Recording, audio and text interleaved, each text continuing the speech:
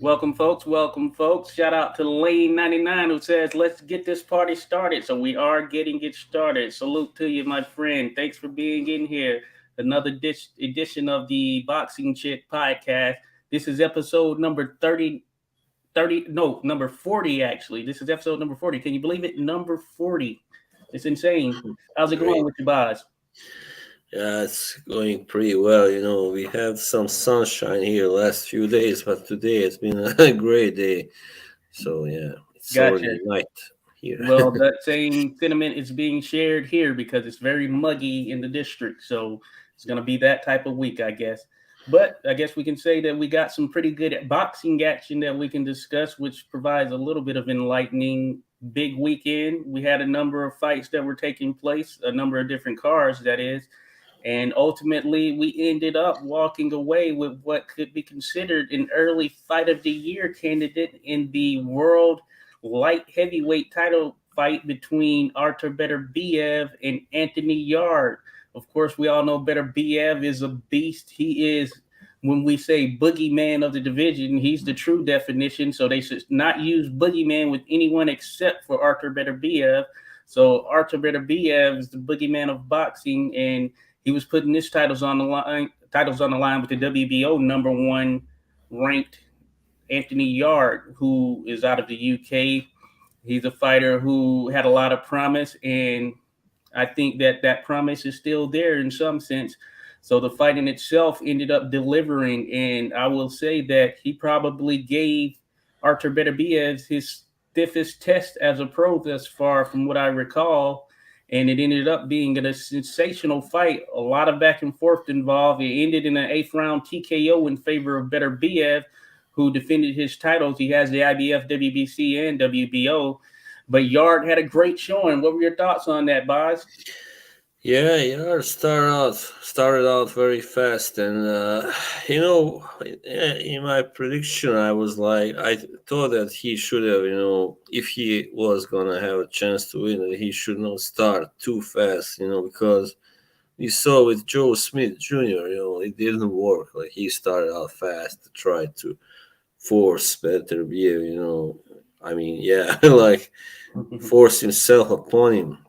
But Yar is very athletic, and he got away with it for like 3, 4 rounds. But after that, Beterbiev started really landing the telling punches. And also, what I noticed is that Yar mostly landed one punch at a time, while Beterbiev landed combinations. Oh yeah, So that became a great difference, and it kind of course it decided the outcome in the end. And yeah, it's just a great fight, and Beterbiev getting cut, it just spurred him on even more to to get it finished. So yeah, yeah. great I fight. agree. That definitely was the case right there. And Anthony Yard coming into the contest, one of the questions was, would he hold up, and how long this fight would go? I know that.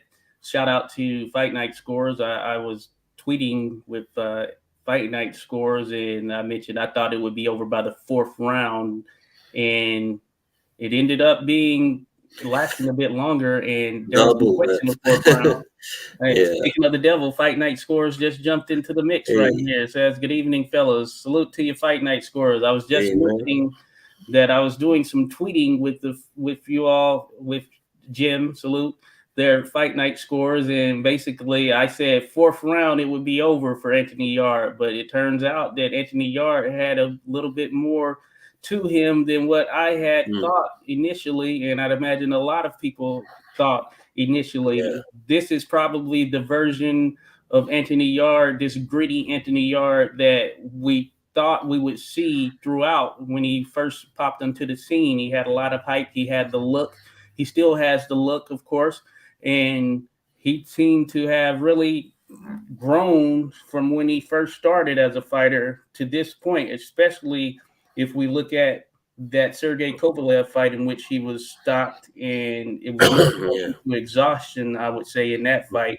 But he had a pretty decent showing at times in that fight, but it didn't work out for him.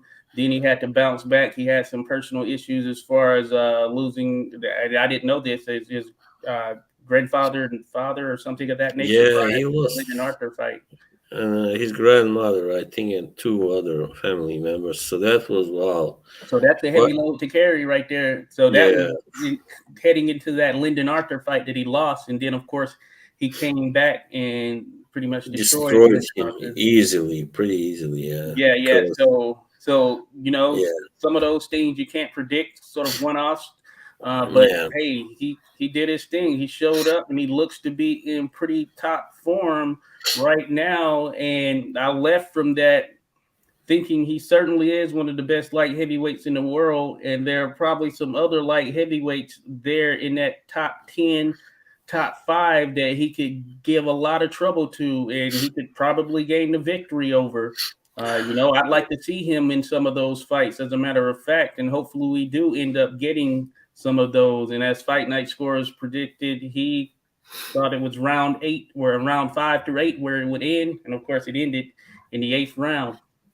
yeah. I myself thought it would end like seventh or eighth round, probably. And yeah, but Yar showed that he really has a good chin. He can take some good, punishment, a good amount, and he really fought with heart and determination. And it was until round eight was the eighth round. It was a rather, still rather, how should I say, competitive and Certainly. open fight. So yeah, Certainly it was. And Fight Night Score says Yard exceeded expectations, showed he has a bottle heart, and had a good account of himself. Fair play. More to come from him in the future, hopefully. Yeah, I agree. I yeah, agree. Hopefully there is more of him. I'd like to see more of him. I'd like to see this version of Anthony Yard. If we can get this version of him for the rest of his career, that spells trouble without a doubt. And mm, I think that what it showed also was that, hey, if you press Artur Beterbiev and you really press him, hey, you can do some things. You can land on mm, him. Yeah, if you really yeah, press, you really throw your punches. You don't back down to the pressure that he provides. You aren't thinking mm, about those punches that are coming back.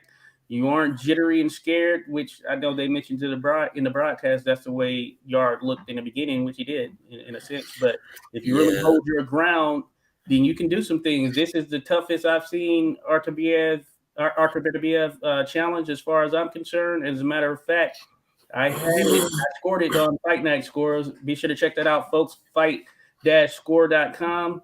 That's Fight Night Scores, the most comprehensive means for scoring a fight. It's fun, and you can join into the mix with myself, Boz, others who score on that particular platform. But anyway, I scored on Fight Night Scores, and I ended up having it 67-66 at the time of the stoppage, but I felt some of those for rounds were close, swing rounds for who?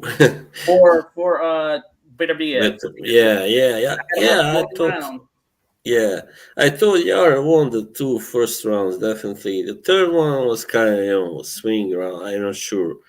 Uh, it could have gone either way, but then I think after that it was all. Well, I mean, it was better Beers rounds after that, and the thing was, that Yard should have kind of stayed away more from him because what happened twice is he had landed his punches, but then Beterbiev got him in the corner, trapped in the corner and started unloading on him.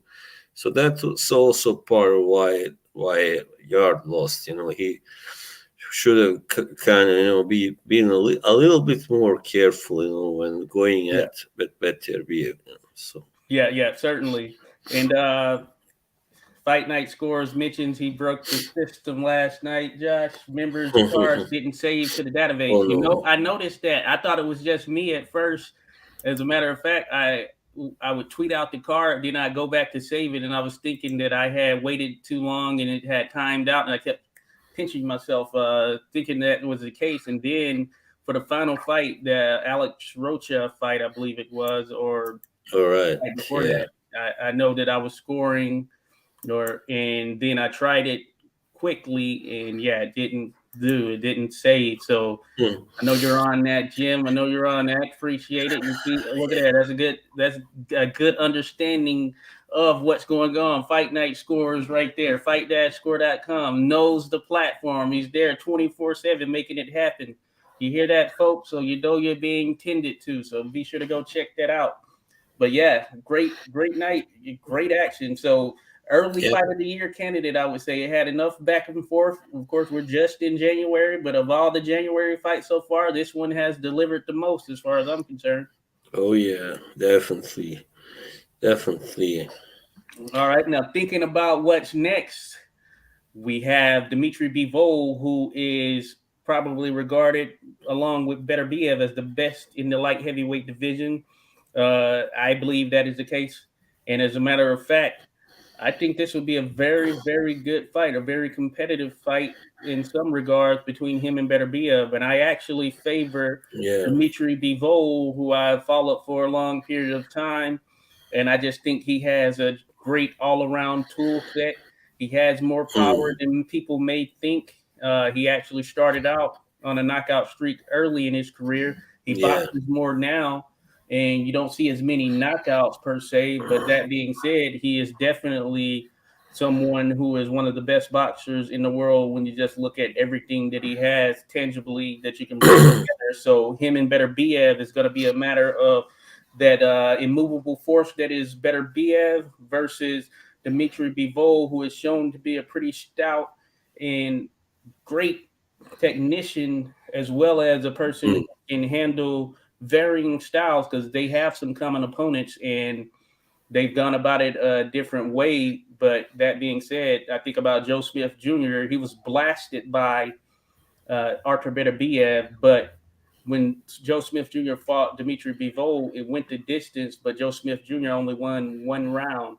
And that was yeah. the round where he hurt Dmitry Bivol at the tail end of, I believe it was what it is, but it was no contest Mm, outside of that.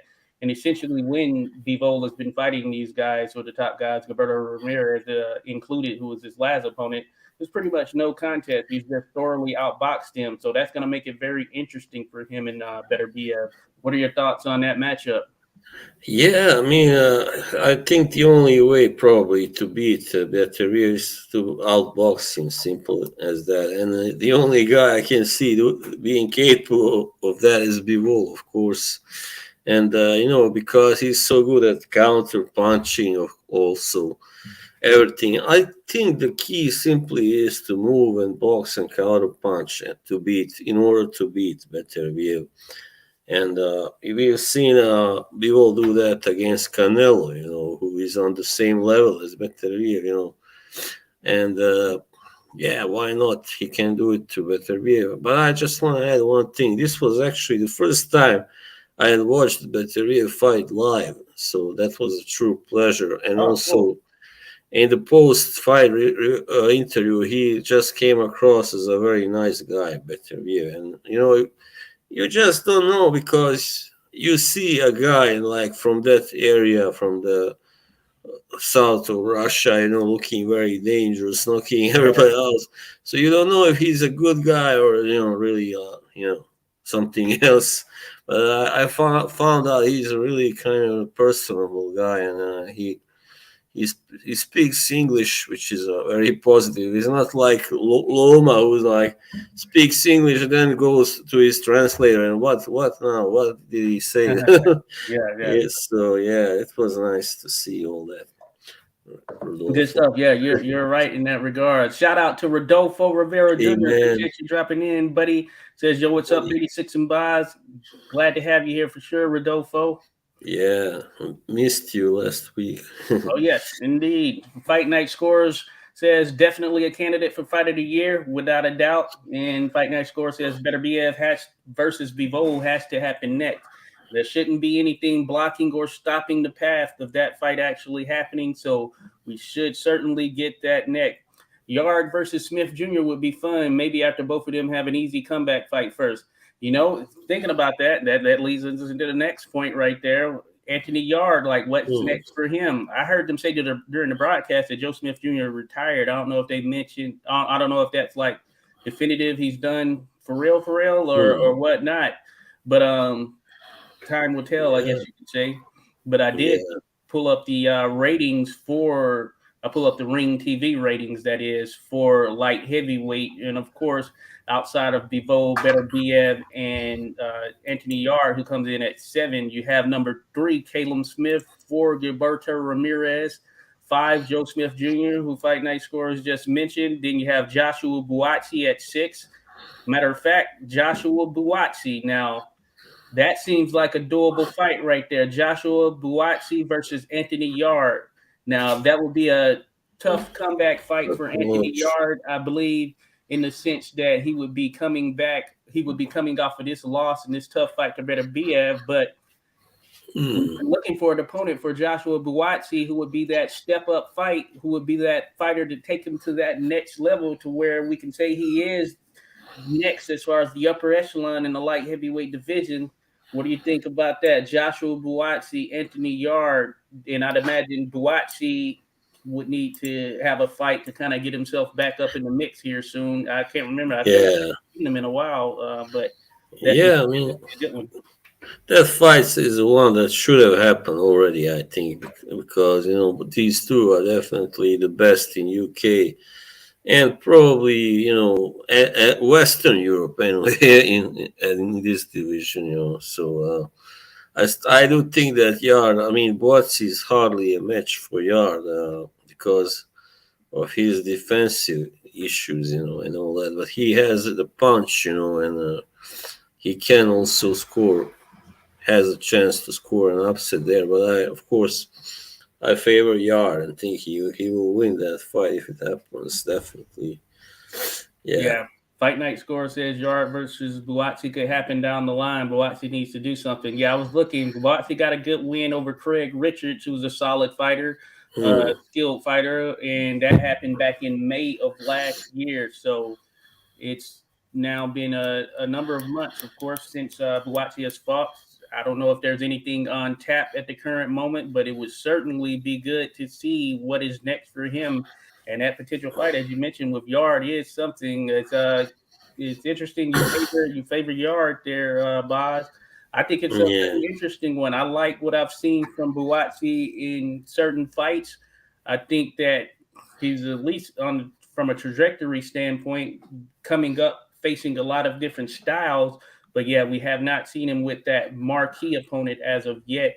Though Craig Richards is a good win, a good step yeah, forward towards that. So he needs to do something that will go beyond that. So, given where he's ranked, at least thinking about the ring ratings, he really can't go back from here. It would be going back if he would be taking on the likes of John Pascal, and that's mainly because of Pascal's age, though he is a wonder. yeah, So he has to go forward. You got, and in front of him, of course, is the Joe Smith Jr., Gilberto Ramirez, Caleb Smith, and given what Yarde just showed, potentially him. So yeah. Callum Smith opponents.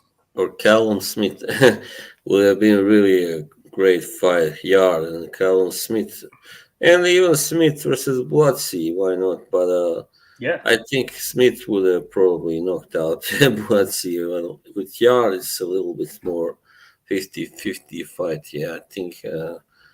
But yeah, I think Smith has just shown that he at 175 he has the same kind of power, as at 168. So there's yeah, no doubt, he's been a hit. I mean, the last knockout he scored against that guy Boderlik, I believe his name was Matthew. That was really impressive. I mean, he had lost like first 3 rounds, I think. Then just bang, that was all. oh yeah, She yeah. wrote. We've got Yeah, legit power, without a doubt. Really quick, yeah. shout out to my mom. Says happy Sunday, son and boss.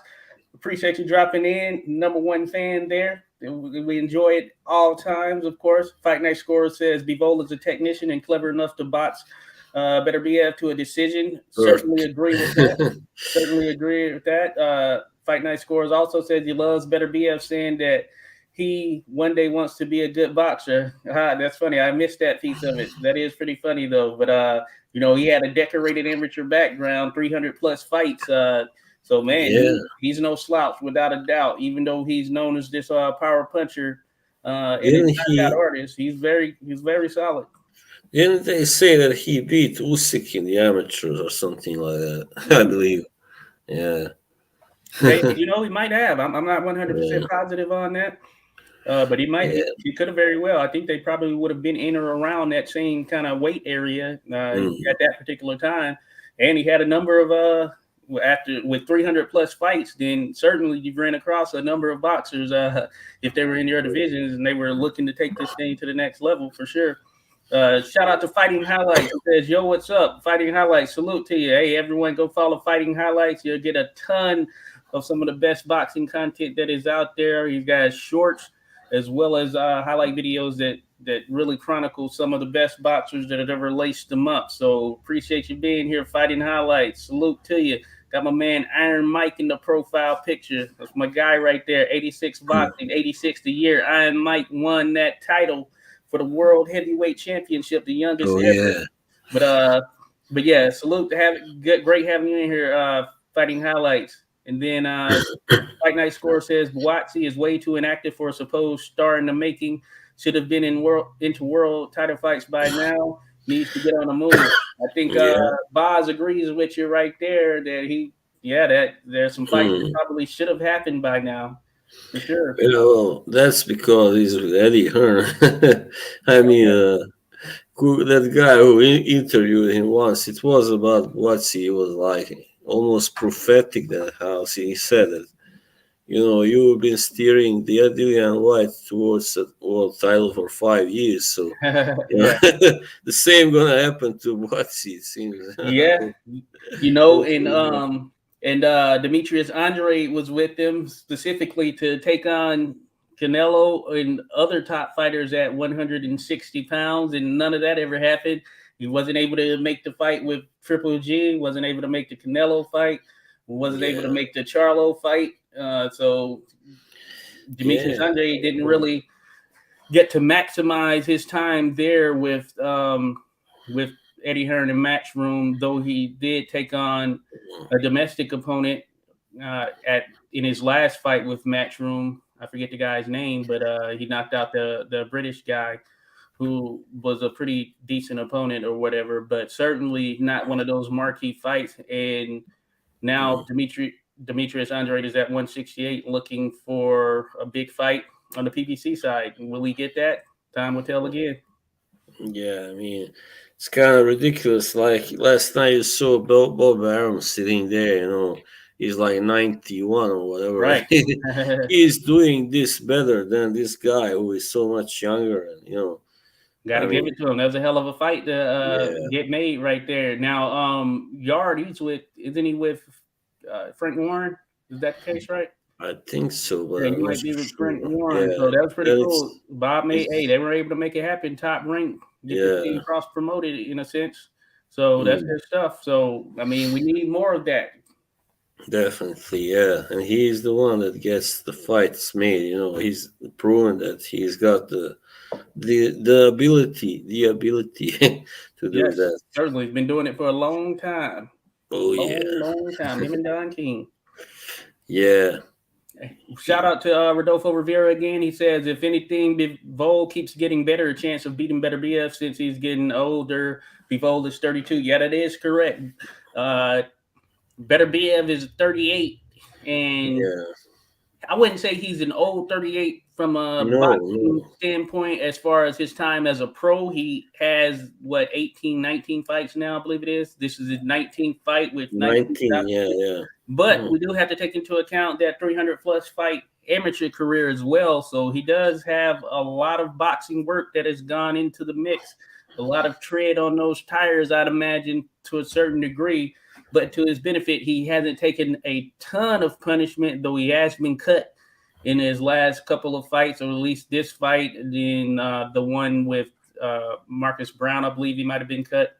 And might have been another one as well. So he can be cut, of course, but that aside, I think that he's still shown that he is still one of those top guys that is out there despite being 38, and we've seen boxers go well into their 40s more now than ever, I would say, and competing at a high level.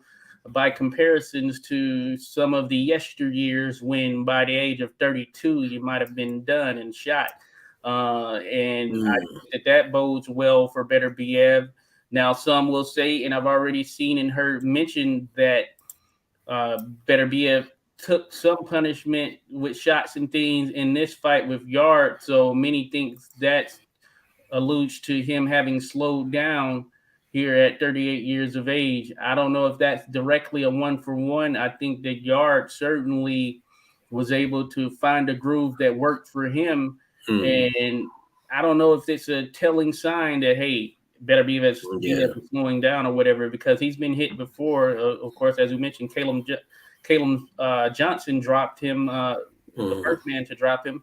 And I think that it's just one of those stylistic things where Yard had some success with what he was able to do, being a quicker fighter compared to Beterbiev. So I don't know if he's slowed down per se, but of course, 38 is 38. And I think that now is as good a time as any for him and Beterbiev or him and Bivol to get it on. mm. Yeah, definitely. Because I don't think he has slowed down. Not much anyway. But yeah, I think they should get that fight done now, made, and before you don't know. Next year, Beterbiev might not be the same guy anymore, and then if it gets made, then even if people beats him, it will be like not such a great victory. If the guy proves to be washed up. So that's kind of. I don't think Bill wants that. I don't know. Yeah, Yeah. I'm with you there. So Mm. Rodolfo Rivera says a lot of people were saying that Canelo has a shot against Beterbiev, which is crazy to think. Did Beterbiev look bad last night because I didn't get to watch the fight? You know how No. boxing fans are, Rodolfo. They can Yeah. get to jumping and get crazy and all that stuff. There's a difference. Yeah, man. Yeah, If a guy gets hit like a little yeah, more than usual, the guy like that was seen as a destroyer. right. They instantly say, "Oh, he's slowing down. He's no longer what he used to be." No Yeah, matter who he fought, right? yeah, right. Anthony Yarde is simply good. He's Yeah, very good. yeah. I think it speaks, more to Anthony Yard and what he's worked on over the years than it does to Better Biev looking bad or whatever. So no, I don't think that was the case for Rodolfo. He just got hit Mhm. a few times, which in boxing, hey, you can get hit. And he was able Yeah, to take those shots, and some of them landed very flush. And he reacted to a few of them, but he never backed down and he stayed on his right. game. So I'm not ready to say that Canelo has a chance. Well, of course he has a chance, and I'm putting up Yeah. my little quote fingers. He has a chance, but I don't know that Canelo at 175 has the power to do what Anthony Yard, who's been fighting there, who's a bigger fighter, has the power to Mm, do what he did to Better Biev. And of course, Canelo would have to take and withstand those shots that are coming from Better Biev. We saw what happened when he went up against Bivol, and mm, while Bivol didn't knock him out, Bivol was really handing it to him as far as using his size and then his skills combined, and Canelo had much trouble with him. So think about Better Biev. I think we can all come to the assumption that he likely hits harder than Dimitri Bivol, or seemingly at this point, yeah. and the the drop off from a skill standpoint, it isn't too far. Realistically, it isn't too far because Beterbiev is a fairly smart fighter. Beterbiev takes a bit more chances, which is what allows him to get hit because he's more offense based. But that being said, I'm not saying that Canelo has a shot outside of me or Boz coming in there with Beterbiev and having a shot. You know what I'm saying? Yeah, I think Canelo is a better fighter than Yard. Of course, you hmm gotta say that, hmm but he's not that much better, or it doesn't hit harder or anything. Especially so he does kind of put his punches together better, maybe, yeah, than Yard or Oh yeah. stuff like that. More kind of maybe a little bit better accuracy, but it will not help because he still doesn't hit hard enough to knock out Beterbiev. and so he would have to rely on his boxing skills, Right. and just fight smart to get a decision like something like that against Beterbiev. Yeah, But it would be that would be still, the thing. Yeah, that would be the thing I would yeah, worry about with Canelo. How does he react to getting hit the same way that Anthony Yarde was getting hit? yeah, Who, if you look exactly. at him after the fight, his face was pretty swollen and busted. So Canelo would have to have his head on a swivel at all times. And of course, he's a better boxer than Yard and has better Yeah. upper body movement and can move around a bit better. But that being Hmm. said, Canelo hasn't taken punishment from a fighter like Beterbiev at 175 pounds. So that would be a Hmm. challenge for him. Yeah, and about Bivol, him knocking out people earlier. And I think he's the kind of guy that kind of simply is so good that he can knock you out with the way he throws the punch more than with sheer power, because he does it with speed and precision. That's Mm-hmm. also a very important thing when you are punching and trying to knock out someone. Not just just hit as hard as Yeah, you can. right. So yeah. Right. So yeah, a lot of factors go in there. Shout out to Mm. Alan. Hey Alan, appreciate you dropping in, buddy. Been a minute. Thank you for sharing your comments as well. Alan says Canelo's power is hard to measure. It ended Billy Joe Saunders, but there are rumors he is a steroid cheat. Rumors from Sonny Edwards, I seem to recall. Well, we know that he did pop for that clenbuterol some years Yeah. back, and he ended up being suspended for such. For so there's certainly something there in relation to that. And of Mm. course, yeah, I'm not familiar with the type of interactions Canelo and Sonny Edwards have had, but maybe he knows something that the rest of the boxing public doesn't, or vice versa. Maybe he Yeah. knows something that the rest of the boxing public does know, but Mm. you certainly can't put it past any one fighter or anything of that nature because yeah, there are a lot of things out there for sure. Too many things are just suspicious the way he went just from being a middleweight, to knocking, and who didn't always knock out, all his opponents, to knocking out guys that are so much bigger and are natural 168, 175 guys, So like Kovalev is the 175 guy he knocked out.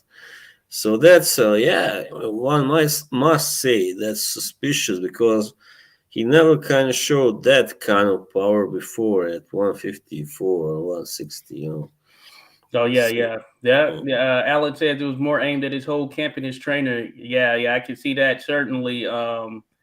And yeah, that definitely is going to be something that is a cloud over Canelo as he continues to move forward and he continues his career. He transformed his body, I will say, as he moved up in weight to hmm, he's like a machine for sure. And some of that, of course, is nutrition. Some of that is the training and all of that stuff. But yeah, yeah, having popped on the or having had that clenbuterol test or whatever come back, yeah, of that's the course, that thing. adds a stain to certain things.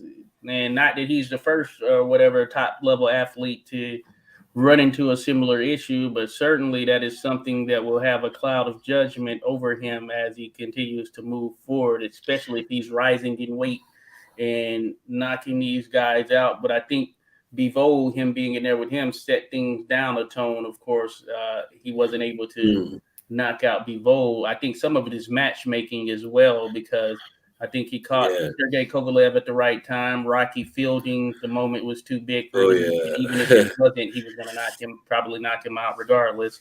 And then it's just other things that are in the mix. And he did catch Billy Joe Saunders with a hell of a shot that Billy Joe Saunders kept leaning into, as far as yeah. getting caught flush or whatever. But Sometimes, certainly, certainly cloud is there for sure. yeah, sometimes you just get hit at the worst kind of place at the worst time. Also, timing possible. I mean, I read about when this guy from Italy Tiberio Mitri. He is just an old guy. I mean, old time fighter. He kind of was never a knockout, guy. But then he fought Randall Turpin, Randy, Okay, the yeah. famous guy, and he just happened to catch him somewhere behind the ear, and that was all. He was done in the first round. That was an amazing Who was knockout. that again? You said Randy Turpin, right? Yeah, and Tiberio Mitri, the Italian fighter who Mitri. I gotta check him out. knocked I him know of out. Yeah. Turpin for sure. I know of his feats. Great fighter, but yeah, Hmm. that's a good one. Oh, so you're trying to talk some boxing history here, huh, Boz? Yeah, I just had to sneak that in. So that's good stuff. Good stuff. All Hmm. right, but yeah, that's that is definitely going to be a subject that is always out there in the world of Yeah, boxing, of course. there is a way, one thing I must add, always you can improve your punching power. Like, for instance, they say Michael Nunn did that by training with somebody like Oh when yeah, he scored that knockout against Sumbu Kalambe, in one round. The guy had never been knocked out before or after. So, but when you get taken, like this, of having tested positive for some kind of oh yeah, drug, that's another thing. Then you it's just too much, too suspicious, so you can say, oh yeah, I worked out, in more and stuff like that to increase my power, but yeah. uh, it's That just that kind of that thing. reminds me that Connor Ben he feels that he's been redeemed after they got some positive news, I guess, regarding his test from back when he was going to fight Eubank Jr. So he feels redeemed, but I don't know if the boxing world considers him redeemed. You know what I'm saying? Yeah, no, not yet. I don't know if it ever will. I mean, I'm pretty much, pretty like against him right now. Also, kind of disgusted with that stuff. Yeah, certainly. Certainly. Rodolfo Rivera Jr. says Boz knows his stuff. Indeed, he does. Indeed, he does. Thanks, We were man. searching high and low for someone who knew their stuff, and Boz just popped up out of nowhere. Yeah, Good stuff. Good stuff. yeah. Now, um, I've been Alan, hiding. he's lost his popularity in the UK. Alan referencing Connor Ben, he's lost that popularity. Yep, Yeah, that definitely had to be a turn he down. was. Nothing like Yeah, those UK fans for sure. And as he, far as it relates to boxing, yeah. The worst thing, he was on such a good run. He was on a road to becoming a really a big star in UK anyway, and very popular. yeah. And then this, I mean, he really didn't need it. And you must blame once again. You must blame Eddie Hearn also for trying to make that fight. Oh yeah, right, right, right. Yeah, that was a lot of Trying to cash in, on their fathers' rivalry. I mean, how low is that? Come on. yeah. I felt that it was a lot of one sided stuff going on in favor of Connor Bean. This just so happened to Yeah, kind of derail things, but it was definitely a one sided promotion. And Eubank Jr., for all intents and purposes, seemed to be brought in just as an opponent, take the name away in itself. But he yeah, certainly, everything seemed to align for him just being an opponent and a means for Connor being taken over the top as far as the hype and popularity behind him. But the fight in itself at that particular time certainly didn't make any sense, considering mm, that Connor Ben is still looking, or at least was looking, to establish himself at 147. And there, yeah. Such a big difference in size. Come on, it's it's yeah, crazy. yeah, Yeah, and yeah, interesting stuff. Interesting stuff for sure. Now, on this card, this the zone card as well, like, or no, this was actually ESPN card. Worth yeah. mentioning, there I was a know it fight. was. There was a fight before that. There was a co-main event. It was Dalakian is his last name. Alakian, yeah, yeah. I didn't see Yeah, that. he's Yeah. a flyweight title holder, and he took Mm, on Jimenez, this fighter who looks to be from yeah. Thailand, or David, I think something like that. Jimenez. But I watched that fight. Some considered it controversial. The broadcast, of course, felt like Dalakian should have potentially lost that fight or whatever. Wow. But that guy was really unknown. I think he's from Costa Rica, Yeah, Jimenez. Costa Rica. Yeah, I looked at Yeah. the flag just then and I said Thailand, but Costa Rica, Yeah. not the Thai flag. Um, No, it's Jimenez. similar colors for sure. Jimenez is definitely not a Thai in the Yeah, last you're right. name. Jimenez Quintana. Yeah. That's funny. Alex says Eddie Hearn lost his magic touch. Everyone he overhyped has had their career fall apart or start to decline. Yeah, that is. Hey, you know what? Anthony Joshua, freaking Connor Ben, you Yeah. name it. There are a number of others out there who he's been He's tied to. Now, I do think the Zone has put on some pretty good matches as far as the domestic matches. When you Mm, think about for the European titles, or at least for the Commonwealth titles and things of that nature, I actually enjoy a lot of those domestic matches that are usually shown by the Zone, Eddie Hearn at Matchroom or whatever. But certainly mm. at that world stage, some of the bigger ones that could have been made and probably should have been made, none more tragic than the sort of upset loss to Anthony Joshua that derailed the potential of him taking on this being Andy Ruiz, derailed the potential Yeah. of him taking Anyway. on Deontay Wilder, which I Yeah. thought would have been a huge fight. Probably would have Oh, that was. broke some records in some regards as far as Yeah. as And it could have been made before the COVID struck, so yeah, that's yeah, another because the Fury Joshua 2, Fury Wilder 2 happened right before, oh yeah. in late February. So Yeah, that was a huge loss, not only for him but for the sport in itself, in general. Because man, that fight would have had so much hype behind it. oh yeah. Wilder versus Joshua, that world level hype. Hmm. And of course, we got Fury, and Fury is like one of the top superstars in the sport of boxing right now. Yeah. And we could have had potential for Joshua versus Fury as well. Of course, that didn't Hmm. work out. Yeah, that Yeah, kind of that's gone down the drain, another. and we had Yeah. some, at least from entertainment perspective, we had some good fights there between Wilder and Fury. But of course, Joshua going down, that kind of shifted things and derailed some of those potential high level matchups that we were expecting to have that would have taken Mm, the heavyweight division to that next level as far as putting them in that echelon of big time fights compared to some of the previous eras. And while it didn't get quite to that fever pitch, we still may get some of those, but it certainly won't be the same as what it was yeah. expected to be. And then they pushed for the rematch with Usyk, which I thought was really had no really, I mean, how to say it, logic, because he had lost so clearly, Joshua, and it was Hmm. all about the ego.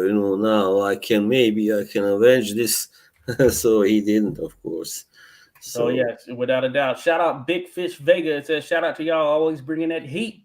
Hey, appreciate your Big Fish Vega. Hey, those listening, watching, go follow Big Fish Vega. We're gonna be doing some stuff on Fight Night Scores. We're gonna be watching and scoring. We're gonna have to bring Big Fish Vega on to talk some boxing, and he's yeah, about to for get in the sure. mix and lace up the gloves himself here very soon, if I'm not mistaken.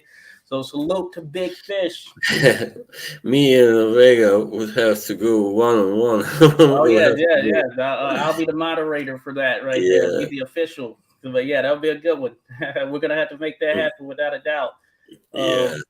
But yeah. This I was just thinking, with Anthony Joshua that the I just remember leading into the Usyk fight, we thought that the size and power would be too much, but it turned out to not be. And Mm, man, yeah. that took some steam out of Joshua, how he was viewed, and kind of where he is now. As a matter of fact, I guess the intent is that he's going to be taking on Jermaine Franklin, the guy who just Oh went the yeah. distance and some say controversially lost to Dillian White. Mm, So that's looking to definitely. be a thing to make him feel, or to get him back in a win column, I guess you can say. That was maybe the worst decision of last year. That was Yeah. come on. Why it wasn't close to winning that fight? people. Come on, who are you trying to fool? It Yeah, was I admittedly, I had need it. to see more of it because I came in with bits and pieces of it, so I need to watch it from No, start to that finish was with full attention. disgraceful judging. I had Jermaine Franklin winning 9 rounds so easily. Oh, okay. So yeah. Yeah, home cooking, one has to wonder. I almost want to show the middle finger to those judges. I won't right now. Certainly, certainly. These judges, we had some Mm, you yeah, always end up with some stuff that it's like a never ending story as it relates to the judging these days in boxing. And yeah. yeah, some of it is just baffling, I guess you can say. Just But baffling. yeah, at least Hearn, he knew who really won, and now that's why he's making this fight now instead of having White, there. So that's Yeah, a good yeah. thing in the end. Yeah, Yeah, certainly. I think he understands the dynamic, the game, and well, hey, it is yeah, what it is. Um, there was a DAZN card. I'm gonna move to that. That was headlined by Alex Rocha, who yeah. picked up the seventh round stoppage over Ashi, who is a Ghanaian fighter, I believe, and came in Right. on 2 weeks' notice, but put up a pretty decent effort given the odds. And Alex Rocha looked pretty good in that fight. He can definitely put his punches together very well. He seems to have a decent Mm, amount of pop to him, he or at does. least not overwhelming pop, but he certainly has enough pop to really bring the heat. He ended up getting a pretty impressive stoppage over Ashy. Sent him down to the canvas face first, and it was really building up to that, as a matter of fact, because he was pretty much winning the majority of the fight as far as every facet of it. Alex Rocha Mm, looks pretty solid. He's shown some growth. He has one blemish on his record. That's to Rashidi Ellis, which understandable. Rashidi Ellis is a fighter who is a very yeah, solid technician, and he moves very well. So as that's it the relates to, guy. yeah, That's the guy who recently lost to the guy Villa, yeah, was it? Yeah, yeah. yeah, Rashidi Villa. Ellis, as we saw, Rashidi Ellis is a great boxer, great technician. Yeah, He can move very well, just and kind of faded right yeah, he late in did the fade in that fight. fight. It didn't work out for him, so he was able to. He has a win over Alex Rocha. So I think Rashidi Yeah, Ellis has shown that he is one of those top level guys, at least but trajectory his name wise, is comparatively. actually Alexis Rocha. Rocha, Rocha. Yeah, yeah, yeah, Well, you can call him Alex, of course. yeah, yeah, Nobody's yeah, yeah. be Alex angry. Alexis. Yeah.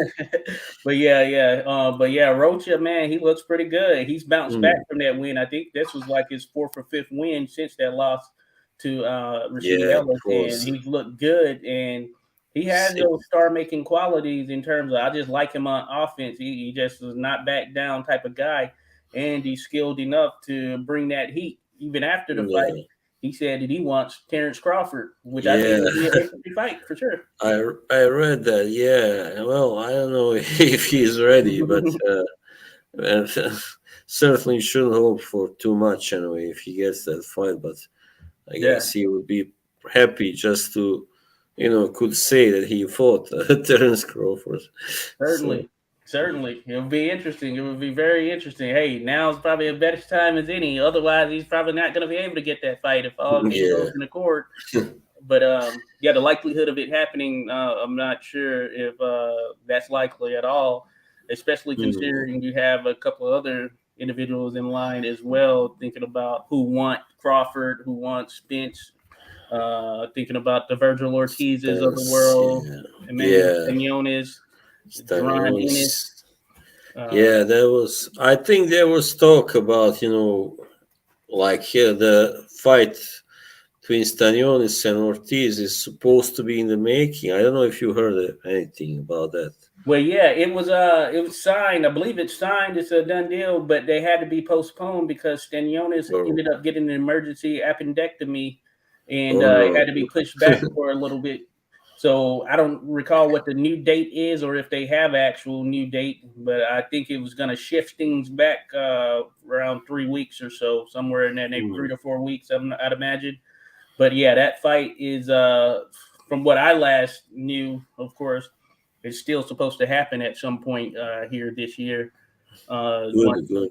everything Yeah. is back in the court, and that will be a great fight. Great fight. Oh yeah. Stylistically, these are two guys who won't back down because Stanionis, he showed me a lot when he beat Betayev, who I was high Yeah. on, and I actually thought Betayev would win that fight coming in. Raja.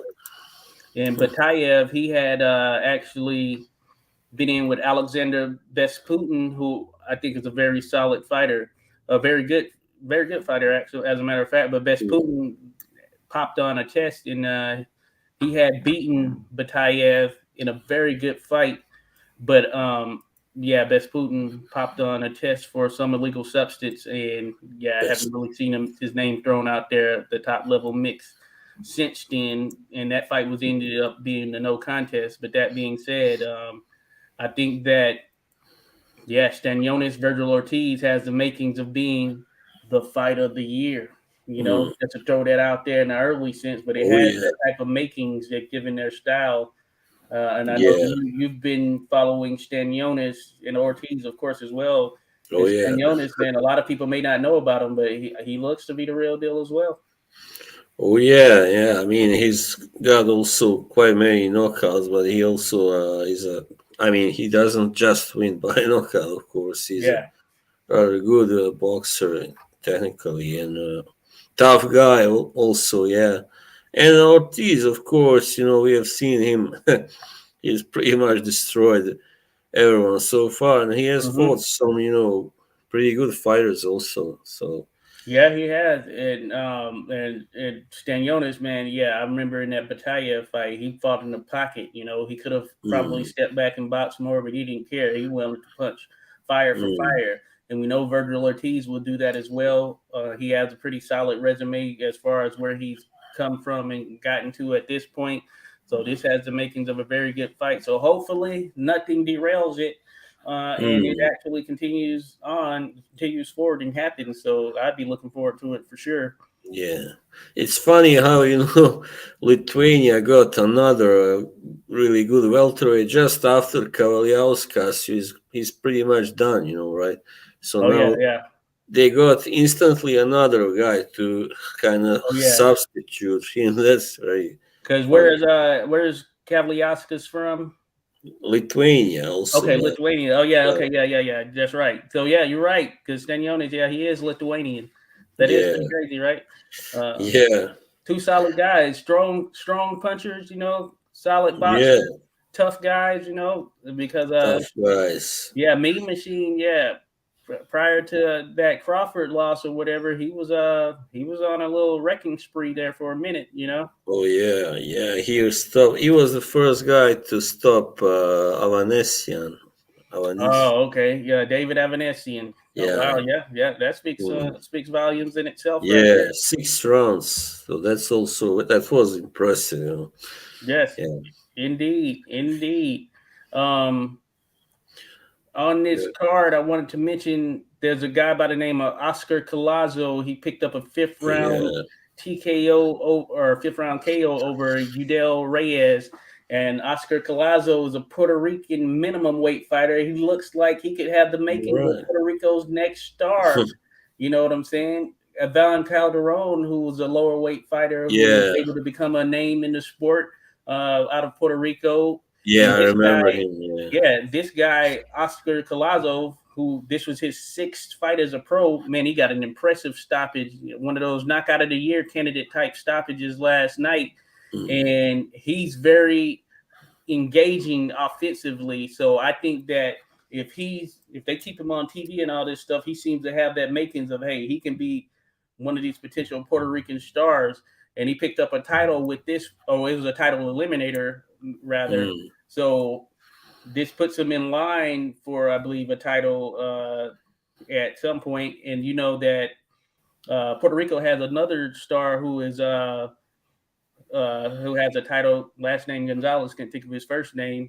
I don't know if they're in or around the same weight. But that being said, Collazo looks pretty damn good as far as I'm concerned, and I'd like to see him again. Hopefully they keep them on TV. You know what I'm saying? Because he's a minimum weight fighter. They don't always get that shine, but man, he stole the show last night as well. As good as Rocha looked, I thought that the performance of the night was certainly Collazo, Mm. who really showed up and showed out. Big Fish Vegas says Collazo named after Oscar De La Hoya. Oh, pretty awesome. Didn't know that. Didn't know that. So he's All got that right. boxing blood. It was intended from the start. And I man, as kind far of, yeah, I kind of thought that was the case because his name is Oscar. Yeah. oh yeah, Jonathan Gonzalez, Jonathan Big Fish Vega got it. Yeah, I see Rodolfo Joet, Jonathan Gonzalez Joet, I believe is a Mexican American. But By the Jonathan way, Gonzalez is the Puerto Rican champion right now, as far as the only champion from Puerto Rico at the time. Now, I need to look mm, them up because I wonder if they're in the same weight division. there was also a fight last night on in at that car. Was it in Inglewood? Yeah, and Inglewood. yeah, the guy who got knocked out by Gabe Rosado, Melikuziev, he Oh yeah, I won. did see that. Beck the Yeah, Bully. Yeah, he was on that. third round knockout, and then he like said afterwards he wants the rematch with Rosado. Oh So yeah, now because would it be makes sense at this probably point, right? yeah, it would be probably the best thing for that, the best time because I think Rosado is pretty much past it. Yeah, it would just be. Yeah, I think he was about to win that fight had he not got knocked out, but he was a Right? little careless. So Yeah, yeah, that maybe was. maybe it happens, maybe not. Look at Big Fish Vega, he's on it. Collazo is 105, Gonzalez 108, 3 pounds, not too far, but man, hey, maybe that's a matchup down the road there. But of course, Collazo needs to do his thing here at minimum weight, and we'll see where he goes from there. I don't know if you caught that, Boz, but if not, there's some No, highlights out there. Man, he looks to be the goods. I mean, and he right. apparently he was a very solid amateur, a very good amateur, as a matter of fact. And yeah, he's 6 fights in right now, and this was my first time seeing him actually, but he left enough of an impression on me to think that yeah, Puerto Rico could have a potential star in their hands if he's just if, with the smaller fighters, as I keep mentioning, just a matter Yeah, of keeping them on TV, showcasing them because there are a lot of good fighters yeah. down there in those lower divisions for sure. And there never was that much interest in those lowest divisions, smallest ones. Also, yeah, I would like to mention last night on the same car on the Beterbiev yard. It was there. I saw this guy Tommy Fletcher. His name. He's like a 6'7" Oh cruiserweight. yeah, That was um, pretty funny. Yeah, yeah. He was going up against a guy who apparently had 96 losses. yeah, but a With the tough distance. guy. Yeah, tough guy for sure. Yeah, That Darren Sharp. Yeah, you're withstanding 96 losses and continuing forward, man. You got to be a pretty tough guy. But that was an interesting one for sure. But yeah, Fletcher, yeah, he looks yeah, he looks like he has the tools, I guess. Mm, If continue to be developed right, um, yeah. And, he can have good things. I made a mistake. I mistook him for that guy. What's his name? Johnny Fisher. I thought that was him, but then I saw Oh, no. okay, yeah. No way. This guy is skinnier and taller. And all that. Yeah, Alan says I enjoyed the Tommy Fletcher fight. Wanted him to lose. Well, Yeah, I don't think you could really enjoy it, because he kept chasing that guy. Didn't really land that much. yeah. Alan says I Yeah, always want the journeyman to beat the prospect. Yeah, they definitely need those learning lessons, especially when they put him in there with the expectation that they're going to just win and beat up and knock out this guy. But this guy he was going up against was just one of those rough and rugged journeyman who just fights for a living yeah. in a losing fashion. So he just And has experience. And there was one guy making his how to say the debut in Yeah. what in a really stunning way. That's the guy who is Moses Itoma. Oh yeah. He scored a 15-second knockout Oh yeah. at, The against the that was Czech. a haymaker. the Czech guy. Yeah. And Yeah, I was laughing. Everybody was laughing. He was because it was so yeah, he quick. only got off two punches, and the Yeah. last punch kind of landed on it. Well, it hit the guy's glove. It made him kind of hit himself, and the guy Oh was yeah. dazed, Oh I guess. no.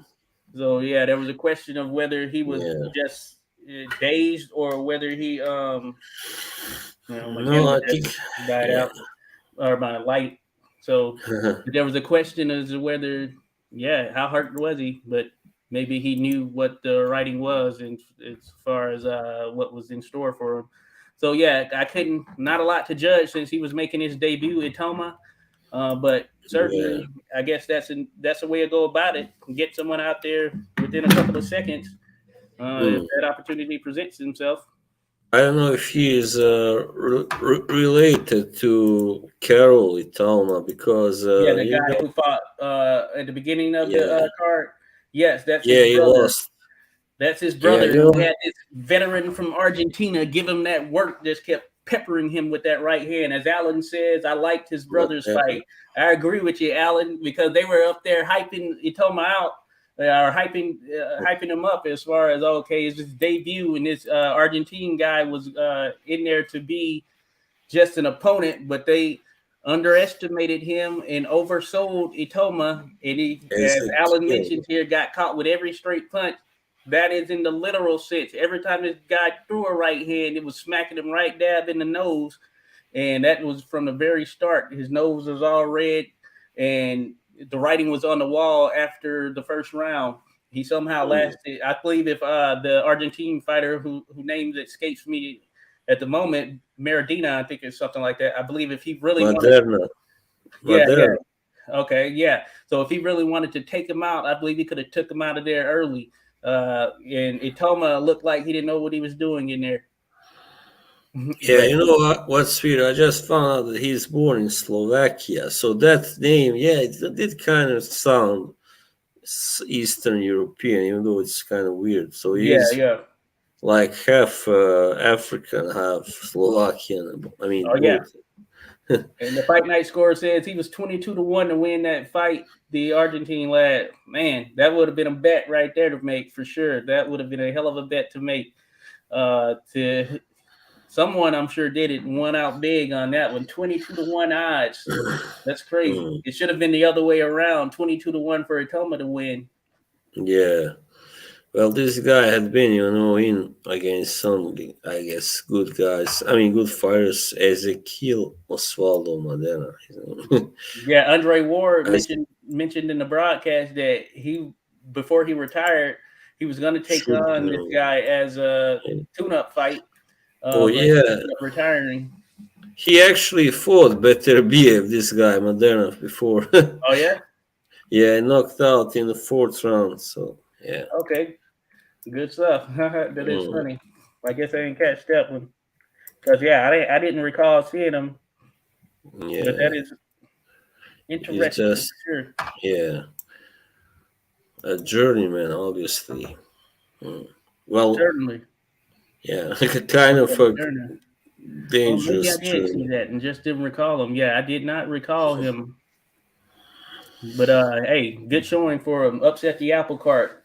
They brought him Yeah. in to be just an opponent, and he said no. Otherwise, Fight Night Score says. Side note: I checked the boxing guides each week ahead of fights. Of 16 fights last night, only one was anywhere near a close matchup. Yeah, that's pretty crazy. Some I of those don't know. odds are crazy. The lock-in versus Jimenez was the one close fight. Yeah, you're right there. Fight Night Scores. That was the case. I was mentioning to Boz that yeah, some felt that Jimenez probably deserved a nod in that fight, and Jimenez was the aggressor. He was really pressing, and Dalakian was backing up the whole fight, though he was able to land some pretty solid punches here and Mm. there. But that being said, Yeah, see, the decision was close, mostly, yeah, even mhm. though it was all in favor of the Luckians. So, Fight Night yeah, I Score mean, that included the Rocha card. So yeah, a lot of mismatches. you never know, that's the problem. These guys who are from these countries, Costa Rica, not exactly Yeah. boxing as a center, So, but they can still be good, So sometimes, Hmm. I guess these promoters pick them out. They think, oh, this is a safe opponent for my guy, and then this happens. He has who ends up fighting for his life. Yeah. So Yeah. Hey, that goes to show you. But I'm with Alan yeah, in terms of, you know what? I don't mind that. Stop trying to get these easy fights, thinking that you're just going to come in there and blast someone and then have that appeal. Hey, they mm, need some learning lessons. I guess this is a learning lesson for some of those guys who are coming there expecting to get someone out of there quick and fast. yeah. Uh, so And I these don't mind if guys, you get. these guys know they're not gonna probably not gonna get another chance like this, so they just go all out. They really take it seriously and are very very motivated to win. But then they get robbed, unfortunately. Yeah, certainly.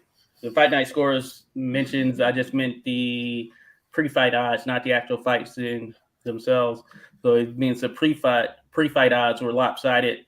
Then fight night score says true buys. We get regular upsets and love them. Indeed, indeed. That helps push the fort forward right there. Then fight night Mm, score even bet versus Yard was a mismatch on paper. Yeah, Beterbiev versus Yarde was a mismatch on paper, but that was a great fight still. Yeah, yeah, that is true. Yeah, I know the odds were certainly heavily in favor of Beterbiev, just given what he's done. But yeah. certainly that ended up being one of those fight of the year candidates. So you never know. You certainly never know. Yeah, Um, if you've seen enough of Yard's fights, you know that he is the guy that never is totally without a chance in any fight. So certainly, certainly. But yeah, good stuff. Now we can move to. Oh yeah, real quick, we can touch on. Just wanted to mention, I did see the Chris Eubank Jr. versus Liam Smith matchup last week. yeah, I wasn't able to be on the show. I know you held it down, Boz, but yeah, that turned out to be an interesting one. And as we all know, Eubank hmm, Jr. was stopped in the fourth round, but and he was really hurt. He was on some shaky, wobbly legs. It could have been stopped right there immediately. But yeah, one of the controversies that is coming up as of late is apparently an elbow. Some view an elbow as being landed to be the thing that kind of got Eubank Jr. off of his feet, knocked him down and out.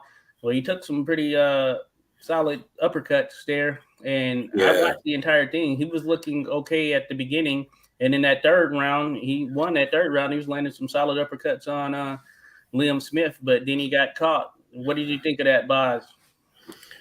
Yeah, it was pretty, close until that knockout happened, and but yeah, I mean, Liam Smith also did a good job, by the way he was punching, counter punching and stuff. Eubank was kind of aggressive, and I pretty much he thought that he was gonna get him out, like by the fifth or sixth round or something. So it wound Mm-hmm. up, going the totally opposite way than he expected, and he got taken out. And now, I mean, this is what I don't get. After that fight ended, he said nothing, nothing. Everything was fine. He congratulated Smith, and he was just being gracious. But then now suddenly, just a couple of days later, this elbow thing comes out, So supposedly. It, has Eubank Jr. I haven't seen because I was out of the country, but has Eubank yeah. Jr. acknowledged or said anything regarding this elbow specifically himself? No, I mean, I think now he's like, yeah, I mean, he's saying, yeah, it was an elbow I got hit, but I think if you get hit by an elbow, especially hard enough to shake you, it was an elbow, not a glove, because they are different, An elbow is kind of harder, and all that sharper than a glove, right? Yeah, It's I saw so, it. I saw the little still picture. Like I know Roy Jones had a picture of it on his Instagram. So I saw that picture of I guess the elbow supposedly landing or whatever. I I couldn't take a lot from it. So I don't know if that was the case or what. Mm. Because there were so many shots that he got hit with flush right there in the midst of that I don't know. I couldn't tell that it was certainly real time. I couldn't tell that it was an elbow that did it. It looked like punches that did him in for me. Yeah, I mean, I watched. Sorry, this how you say slow clip of the incident. Let's call it. It Yeah, looked like Smith was throwing a punch, some a part of his elbow. Probably, it looked like it's kind of bounced off or something, glanced. grazed him. Yeah, here on the side of the head. But then just after that, he did land with his glove, on the head. So Yeah, and that uppercut seemed to be the thing that changed everything. yeah, so to An blame uppercut. it all on an elbow is pretty, kind of lame, I would say. Yeah, yeah. Allen says both Eubank and Ben are finished. Maybe the legacy matches to blame for both of them. One had to lose all the weight, and the other had to dose himself up. Hey, you're right there, Allen. That might be the explanation right there. Hmm. That might be it. Certainly. So yeah, both of those. Yeah, what could have been, of course, and then with Eubank Jr. in general, of course, he hasn't fought as often over the last several years, and yeah, really no marquee fight. I would say outside of or since losing to uh, Billy Joe Saunders is what I was trying to think of. Since that loss, was he in Yeah. with George Groves or no? Yeah, he was. He lost that fight also. Okay, so yeah, I mean, realistically, he doesn't have a. I'm looking at his record. Yeah, he beat James DeGale, who was on his Yeah, way out. yeah, he was. Got a win Definitely. over Korobov, so I guess that's good. And then, of course, Liam Yeah. Williams. Yeah, I remember he got that. Yeah, But and also, well, and also a pretty washed up Artur oh Abraham. yeah, I see. Yeah. Where, So yeah, where, he had some names on his yeah. resume, but given the time and trajectory in which he faced them, as far as his wins are concerned, Hmm. yeah, I don't know what is a standout win. Maybe Korobov. I feel Liam Williams Well, I wasn't a think, legit 160 pounder to that degree. You know what I'm saying? yeah. I mean, his most like eye-catching win was when he knocked out Yildirim, but Yildirim is Oh not yeah. a So yeah, that mark. is the highlight of his career for sure. Right, Yeah, that knockout. yeah, Yeah, because that's his only famous one-punch knockout. So yeah. but Yildirim is not a marquee fighter. So No. he's just like a rather solid fighter and all that, but not Yeah, really. yeah, yeah. Certainly, Yeah. certainly. Yeah, he does have that knockout. So I think Mm. that kind of that knockout is what Chris Eubank Jr. is portrayed as, but he's not that. You know what I'm saying? No. He is not that, but that is what that knockout is what he's portrayed to be, or at least he was expected to be. Mm. But he certainly isn't that Yeah, yielding I mean, knockout. he's just not like his father, as I'd say, because he didn't work hard enough to develop some more, and I think he also had some ego problems, even though his father also had them, but he kind of, managed to not let them interfere too much, Yeah, with, and his father, we had, he knew how to put the package together. He had that pizzazz and yeah, flash to him as well. Eubank mm, Jr., yeah, it just looked kind of yeah, just, just, being the son of his father, yeah, just the the way son of, he was grinning and stuff, really cocky, like, yeah, yeah. But yeah, he hasn't, done anything standout. That being and said, and I, today, yeah, what I didn't like in that pre-fight conference, I think Eubank was kind of also putting down the whole Smith family more or less, so that wasn't very nice. yeah, I didn't see that. Yeah, Okay, that's funny. But yeah, so yeah, we'll see what's next for him because I have no idea. Well, I guess I saw something where it said he's trying to do the rematch or whatever. Rodolfo Rivera yeah, says, yeah, it was a hook in the elbow, ended up connecting at the end of the hook. Allen says that fight is probably the best thing for both of their careers now, a final payday. Yeah, you might be right there, Allen. That's probably what gets made next or sometime down the road here in mm, 2023. Fury, Allen says Fury made a good point that everyone is avoiding Demetrius Andrade, I was just thinking about him when you mentioned Williams. Okay, and then he says Eubank is hilarious. Yeah, Yeah, he is. Yeah, senior for sure. But yeah, yeah, yeah. At this point, yeah, it's interesting for Eubank Jr. So we'll see if he does.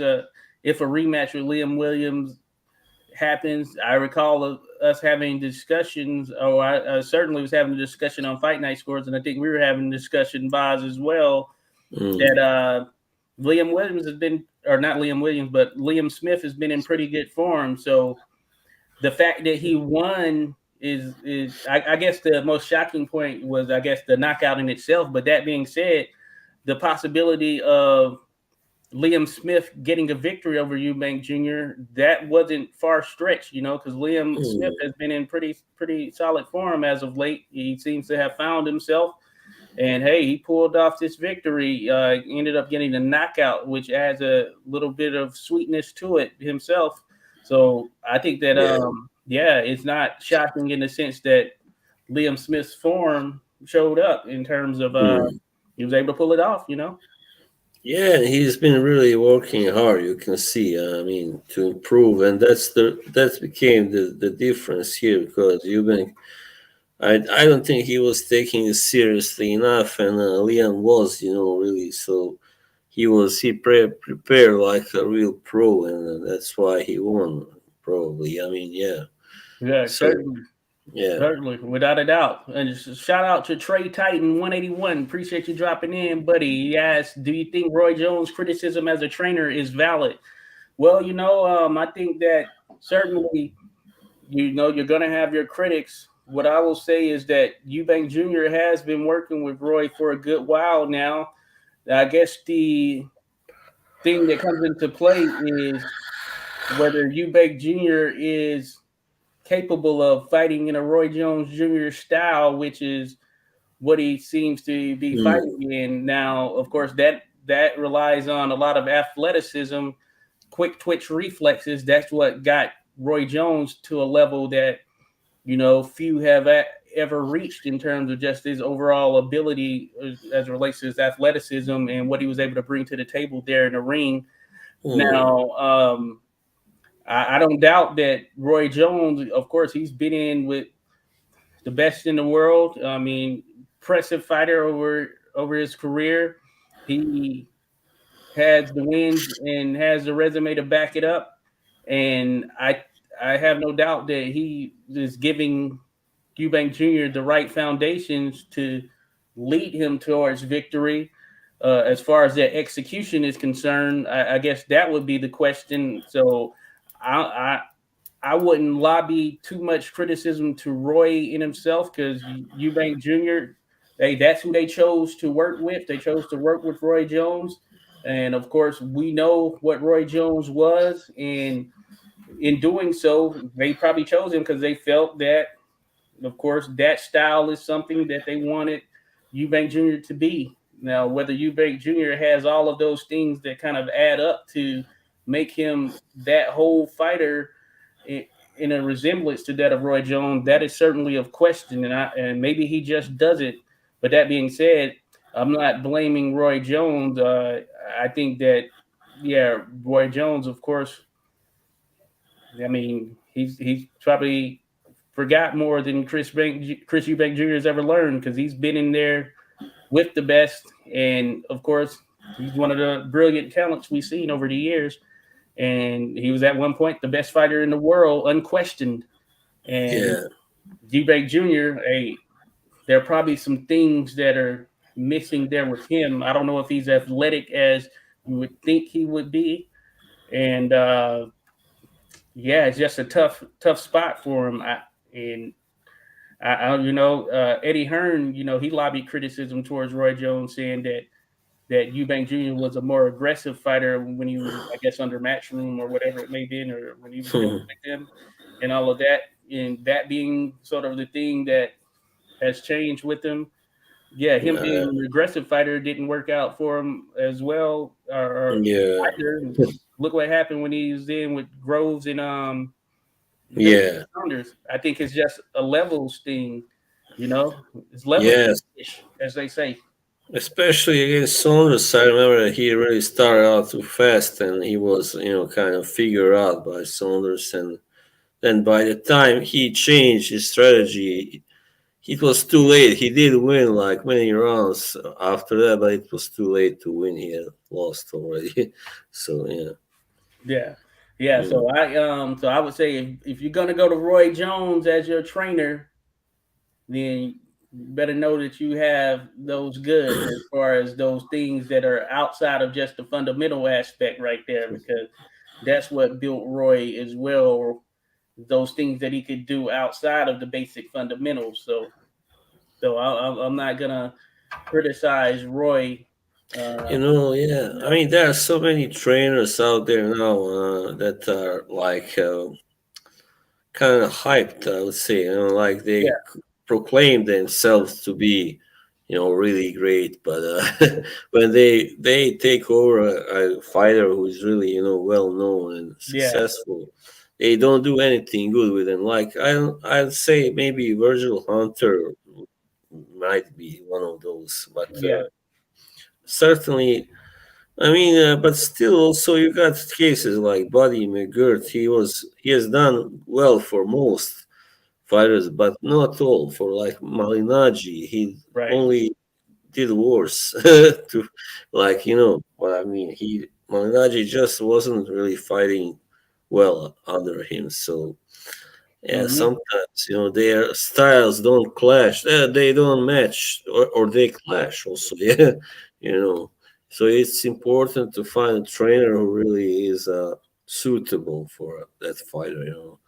And you Yeah. got Teddy Atlas also. You had with Moore. That was an unhappy marriage, because he was always, "Oh, you gotta do this. Why aren't you doing, screaming at him? Why can't you Yeah. fight like this?" And uh, Yeah, so certainly, certainly. Yeah, it is an interesting thing. Shout out to Hijeka. What's going on, I check. Syrian? Or did I say that right? Syrian?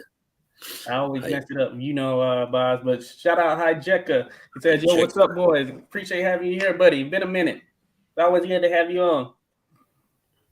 Yeah, here's a good question. Well, I think that American got worse actually with working with. That's why I mentioned Virgil Hunter. And that's a And question from Trey Titan. He asked, "Do you think Amir Khan got better or worse working with Virgil Ortiz or Virgil Hunter?" he certainly didn't get any better. That's what I'm going to Yeah. say to you. So, how much worse? Well, I think he got kind of worse. I think so. At what fight point do you recall that he started working with Virgil? Well, that was that I don't not recall when he started working with him. sometimes around or before or after he lost to Peterson, maybe sometimes. Yeah, or Oh, probably okay. 2012, maybe something like that. I guess you could potentially argue that that's the case. But then Yeah. yeah, towards the tail end of Amir Khan's career, yeah, he started to wane off in terms Yeah, of it seems to be here that is passion and willingness to get in there outside of getting a big payday. yeah. Titan said after the Garcia loss, right? And that was in 2013, Oh, okay. Well, I had to look his maybe. stuff up. So yeah, he For, lost to Garcia. He got caught. Well, I don't know. I wouldn't say he because I'm yeah, looking at that's and I called remember these here. fights. I remember these fights that he had in the aftermath of such. So I don't. I wouldn't say he necessarily got worse because he fought Carlos Molina, Julio Diaz, of course, opponents he should beat. Luis Collazo outpointed him. Chris Yeah, Algieri, he should have beat him. He lost to Canelo, but he jumped up in weight. Then Philip LaGreco. yeah, Algeria, that was really man. After that, Algeria never beat anybody else who was any good. That was like the Yeah. biggest, hype job. So yeah, I don't know that he necessarily got worse after Virgil Hunter, as opposed to just picking and choosing some of those fights. Because if you look at his losses at that point, he lost to Canelo Alvarez, Terrence Crawford, and Kell Brook. But certainly, by the time he got to the Canelo fight there in 2016, from that point when he lost, of course, he went up in weight. He didn't fight again to 2018, where he beat LaGreco and Samuel Vargas, who he's supposed to beat. Then in Mm, 2019, he lost to Terrence Crawford, yeah, which he was also likely in the going to lose. sixth. Then he stopped Billy Dibb. Of course, he would beat Billy Dibb, and then he lost to that was in 2019, and then he came back for that final fight with Kell Brook. So I don't know if it was the trainer, is it more so than it was just we know that Yeah, Tom I mean, has always had issue with his chin as far as he gets caught super flush with a big puncher, though he showed great mm, resilience against Marcos Maidana. I think that was part of it was just kind of him. yeah. I mean, yeah, but I was right. He did kind of start working with Hunter not so long after Peterson, but also with Danny Garcia loss was 2012. Yeah, that's right. Hmm. So, well, I don't know really, but he didn't seem to be anymore the same kind of fearless kind of fighter, after that loss to Yeah, Garcia.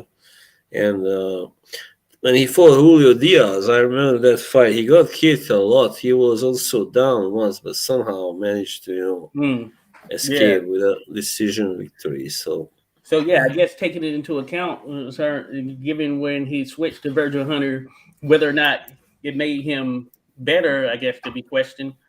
But yeah. if it Yeah, I made mean, him worse, I don't know. I don't know if it made him worse. You know, maybe not so much, but it didn't make him better. I mean, he yeah, maybe it always didn't had, really do anything. yeah, he had that hand speed and all that. So Yeah, that's he how beat who he, he was supposed to beat and lost to who he yeah. was likely going to lose to.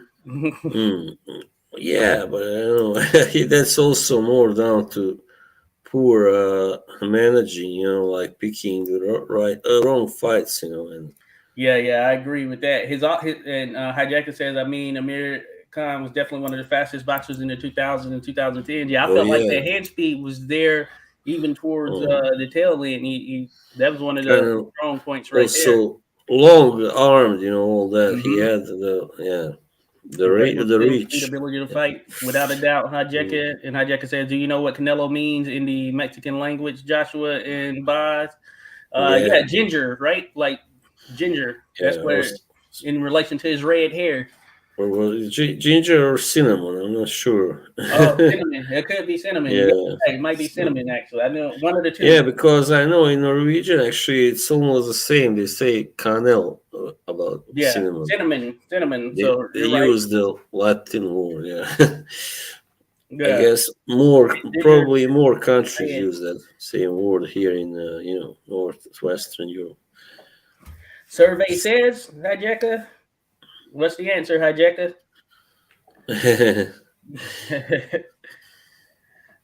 It was funny. So hijacker says for Joshua correct for buys on the second attempt. Good stuff. All right. Cinnamon. Yeah. Your Yeah, cinnamon. cinnamon adds a little bit of flavor to everything sweet, right? Yeah, I like cinnamon. I have, that perfume that I showed like on not so long ago. Has a lot of cinnamon in it. That one that looked like a cup, like a trophy. Oh yeah. That's right. That's cool. That's Yeah. good stuff for sure. So Mhm. yeah, everyone acknowledges it's cinnamon. So A good Canelo, spice, definitely. so Saul Cinnamon Alvarez. Yeah, it's overpowering. Yeah, this one is very, Yeah, they very said spicy. I know they put it on top of certain lattes and things if you want a little cinnamon spice kick, Yeah, cinnamon for sure. latte.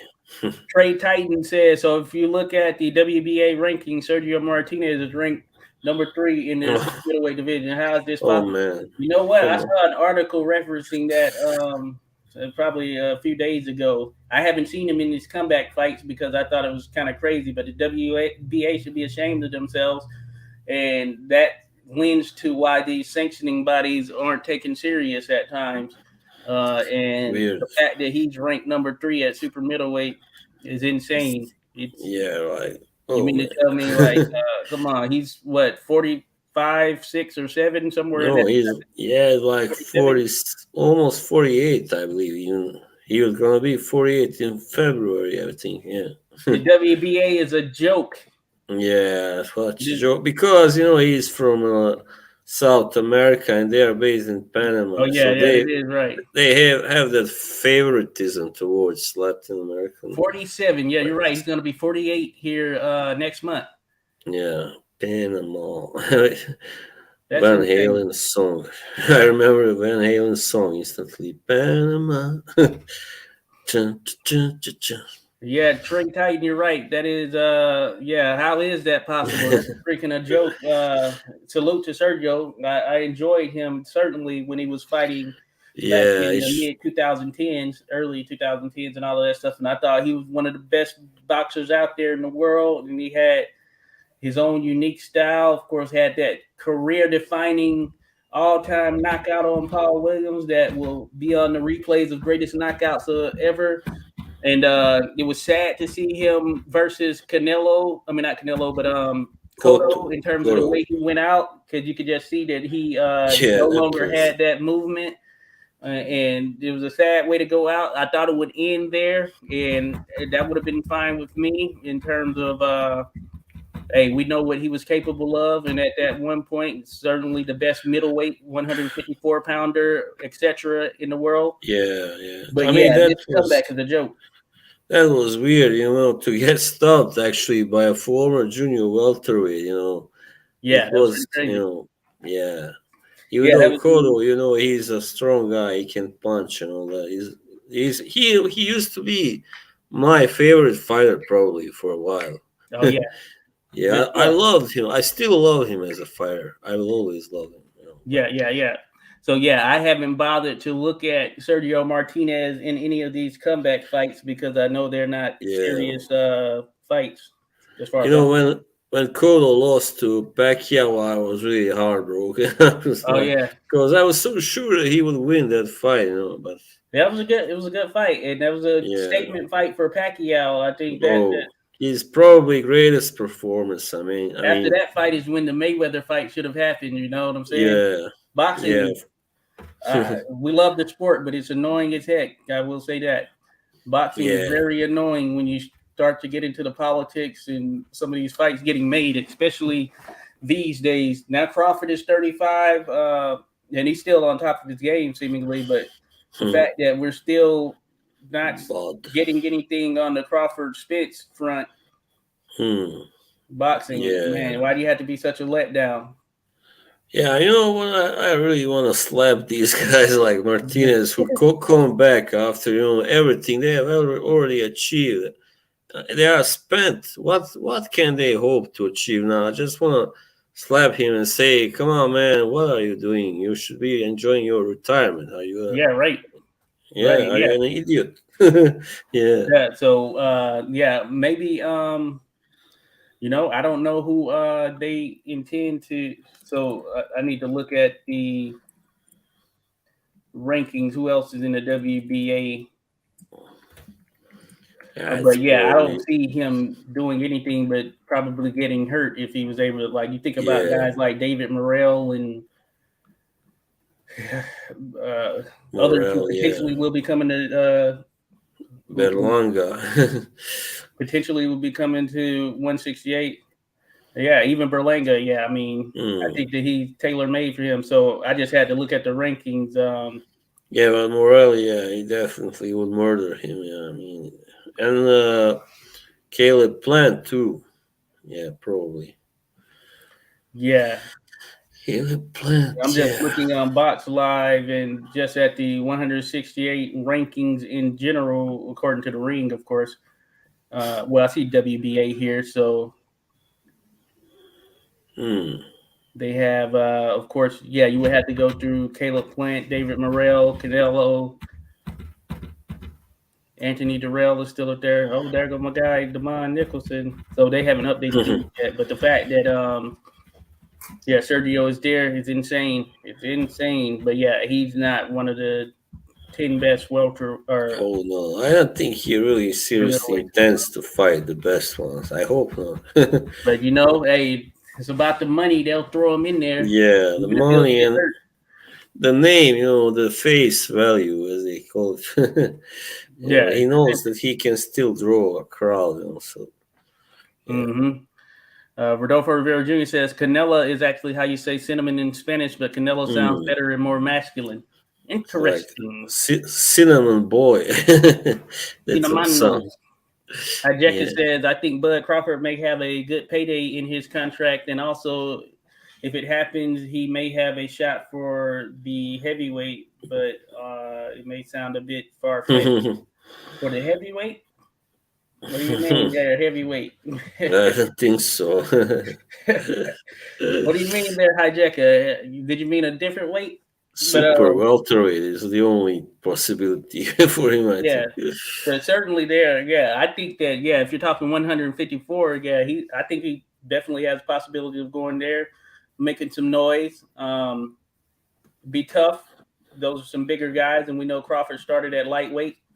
Um, so, but I think he could make some noise at 154 for sure. Yeah, it was a mistake. Oh yeah, good to go, Hijeka. Yeah, so yeah, but yeah, super welterweight. Yeah, Crawford. Yeah, he can make some noise there. Apparently, this Spence versus Thurman fight is supposed to be at 154. Mm, It's just another stain, I guess you could say, to boxing. The fact that they can't get the Crawford Spence fight made, and it's I yeah, honestly thought that this wouldn't reach that level of what we endured with Pacquiao versus Mayweather in terms of two top guys, two of the top guys in the division. They're in the same division. Two of the top guys, also two of the best fighters in the world, certainly top five. And in case of Mayweather and Pacquiao at the time, they were considered 1 and 2, 1A, 1A, 1A, 1B, or whatever. And here with Spence and Crawford, certainly they're the two best welterweights, unquestioned. And then pound for pound, they're both two top five pound for pound fighters. mm, You could throw them in the mix at any level, depending on what you prefer. But it's reached that same type of stretch, or just it's just stretching out to the degree where I mean, come on, man, like what does it take to get the two best yeah, fighters? You don't get these opportunities often. You know what I'm saying? You don't yeah, always get these opportunities where you have two pound for pound top level guys who are considered one of the 3 or 4 best fighters in the world, and they just so happen to be in the same division. yeah. That's what makes it suck. Yeah, that hasn't happened for a while now, and that's a shame that they are. I don't know what the problem is, probably can't agree on certain things like money or whatever, but Yeah, they should they should take this seriously and just get that fight made. yeah, certainly. Yeah, it's one of those crazy things. Hijeka says, "Who do you guys think is the most complete super welterweight in history?" Hmm. That's a good question. I I think don't that the first know. super welterweight champion, if I'm not mistaken, might have been Emil Griffith, all-time most great fighter right there. yeah, I most think complete. Yeah, I don't know about most complete. Yeah, Terry Norris. Probably my favorite one, but was he complete? Maybe not. yeah. A lot of He- people were high on Terry Norris. I think you hear a lot of people will yeah, say Terry Norris was yeah. probably I mean, in he that was race. amazing. I He like, was amazing. Hmm. yeah, and I like Winky Wright.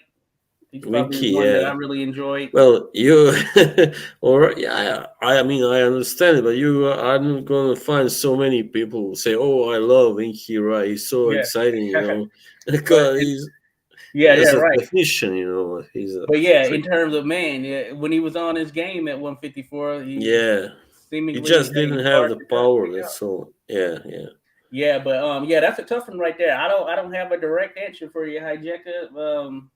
Emil Griffith, he's Mm. one I think of who had the accomplishments, of course, that to go in the Mike mix and fought a lot of McCallum. top level competition. That's the one I would say. Mike McCallum. He Oh, was Mike so great. McCallum, the Oh body yeah. snatcher. Yeah, the first, I mean, when he stopped Julian Jackson, he wouldn't get stopped like for 7 years after that. Yeah, It was by the Hawk. McClellan. Yeah, I do Yeah, like Julian Jackson as well. I mean, yeah, talk about a puncher right there for sure. Yeah, it's just stopped him in 2 rounds. That was ridiculous, you know. That was amazing. He did get cracked first, but McCallum had an amazing chin, man. He was Yeah. Let so us know that. your thoughts too, Hijeko. Who you think it or So is in that Mike, running, that billing? Trey yeah, Titan says thoughts on AB's comeback. If Broner wins his BLK Prime event, he should cross promote with Golden Boy and secure a Blade Cobb bout or take a tune up, then go to sleep facing Prograde. Yeah, right. Yeah, I'm with you right there.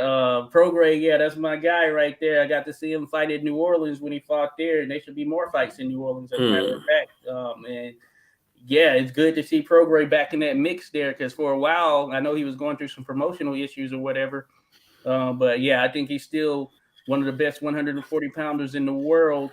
And you hmm, could argue the top guy, especially if Josh Taylor isn't or is moving up to 147 or whatever goes on with him. So Prograde is in rare form without a doubt. Now, as far as yeah, AB, man, it's been hard to take him serious as of late, as far as yeah, a top level boxer for sure. I will say hmm, that he's saying the right stuff in terms of his mentality and that he's back and he's ready to do his thing. And BLK Prime is going to be his chance to, reestablish shine. himself.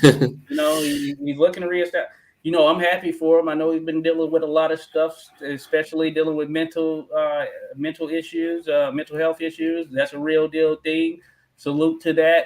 So hopefully, BLK Prime can get him back to formidable form. I will say because if we can at least get Yeah, to formidable form, then that makes sense. Now that Blair Cobb's about, that is pretty funny. I think that would be very entertaining. That would be a good look for him as far as Blair. if that were somehow to be able to make, because I know the promotion for the event would be insane. Yeah, Blair Cobbs. I know him, but he's hardly, Blair the Blair Cobb's. Woo! yeah, You know, he's hardly, really like, I don't know, a big name or anything. But he's, I guess, it's got that pizzazz about him, very wrestling like. yeah. Of course, I All think that right. would make for entertainment with Adrian Broner there. I see what you're saying there, Trey Titan. Hopefully that can happen.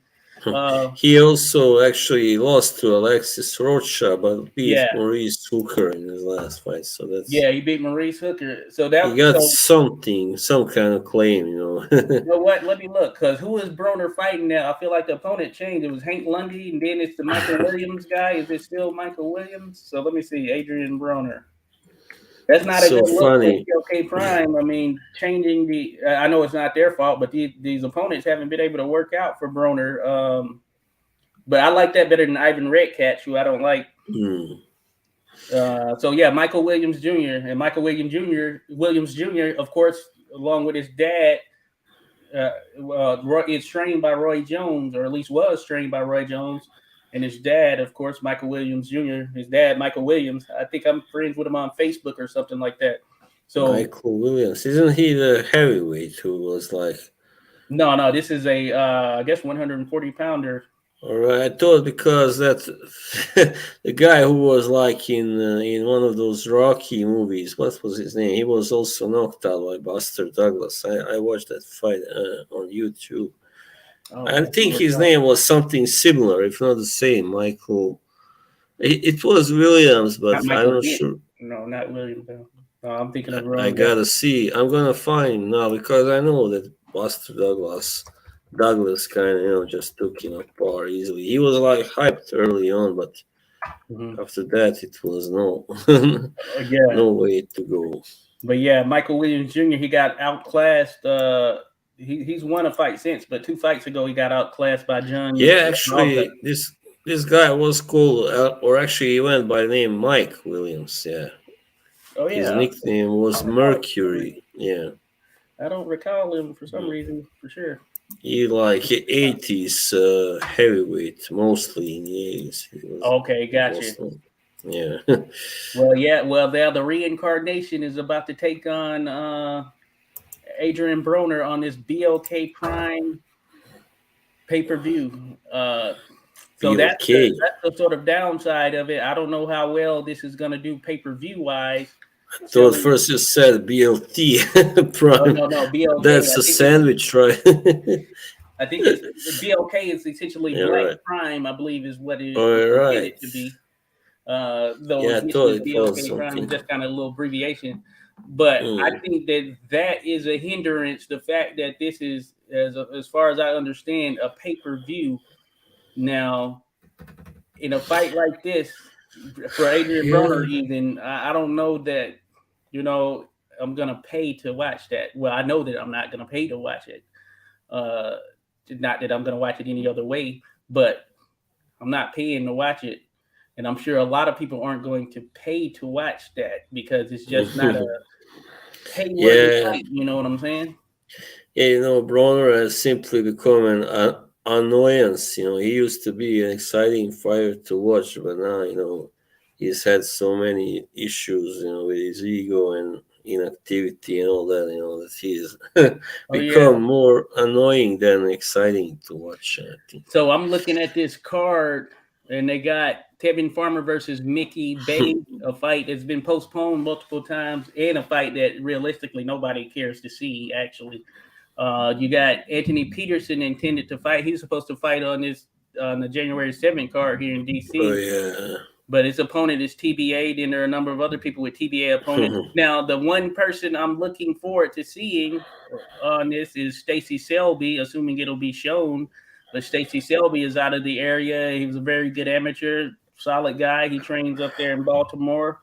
And I think he looked good from what I saw with him as an amateur, and he's 4-0 right now. But outside of that, man, this is just not a pay per view, if you ask me. But hey, gotta do what Yeah. you gotta do to pay that money. But hey, I guess Oh, BLK Prime is willing to shell it out, so jump on. yeah.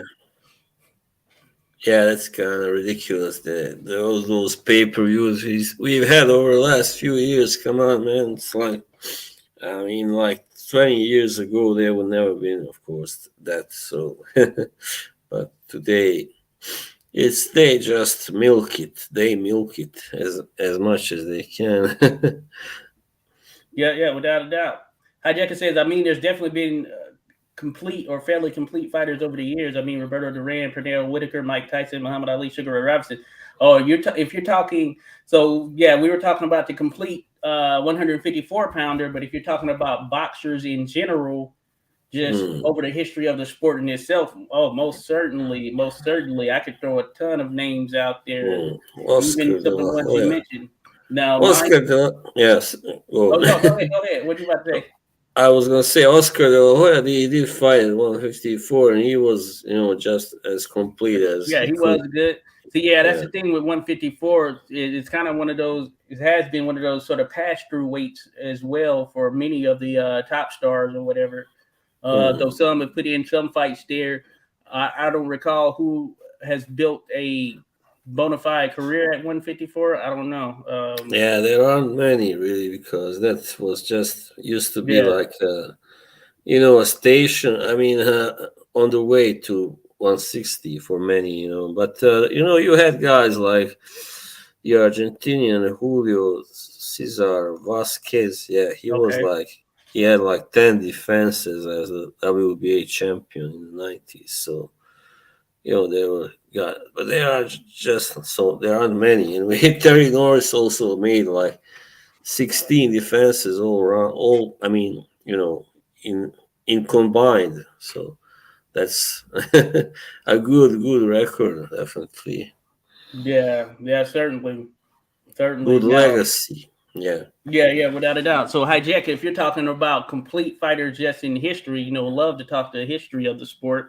Don't want to go down a rabbit hole, but love talking the history. Of course, my favorite, as far as my number one fighter, is certainly Muhammad Ali.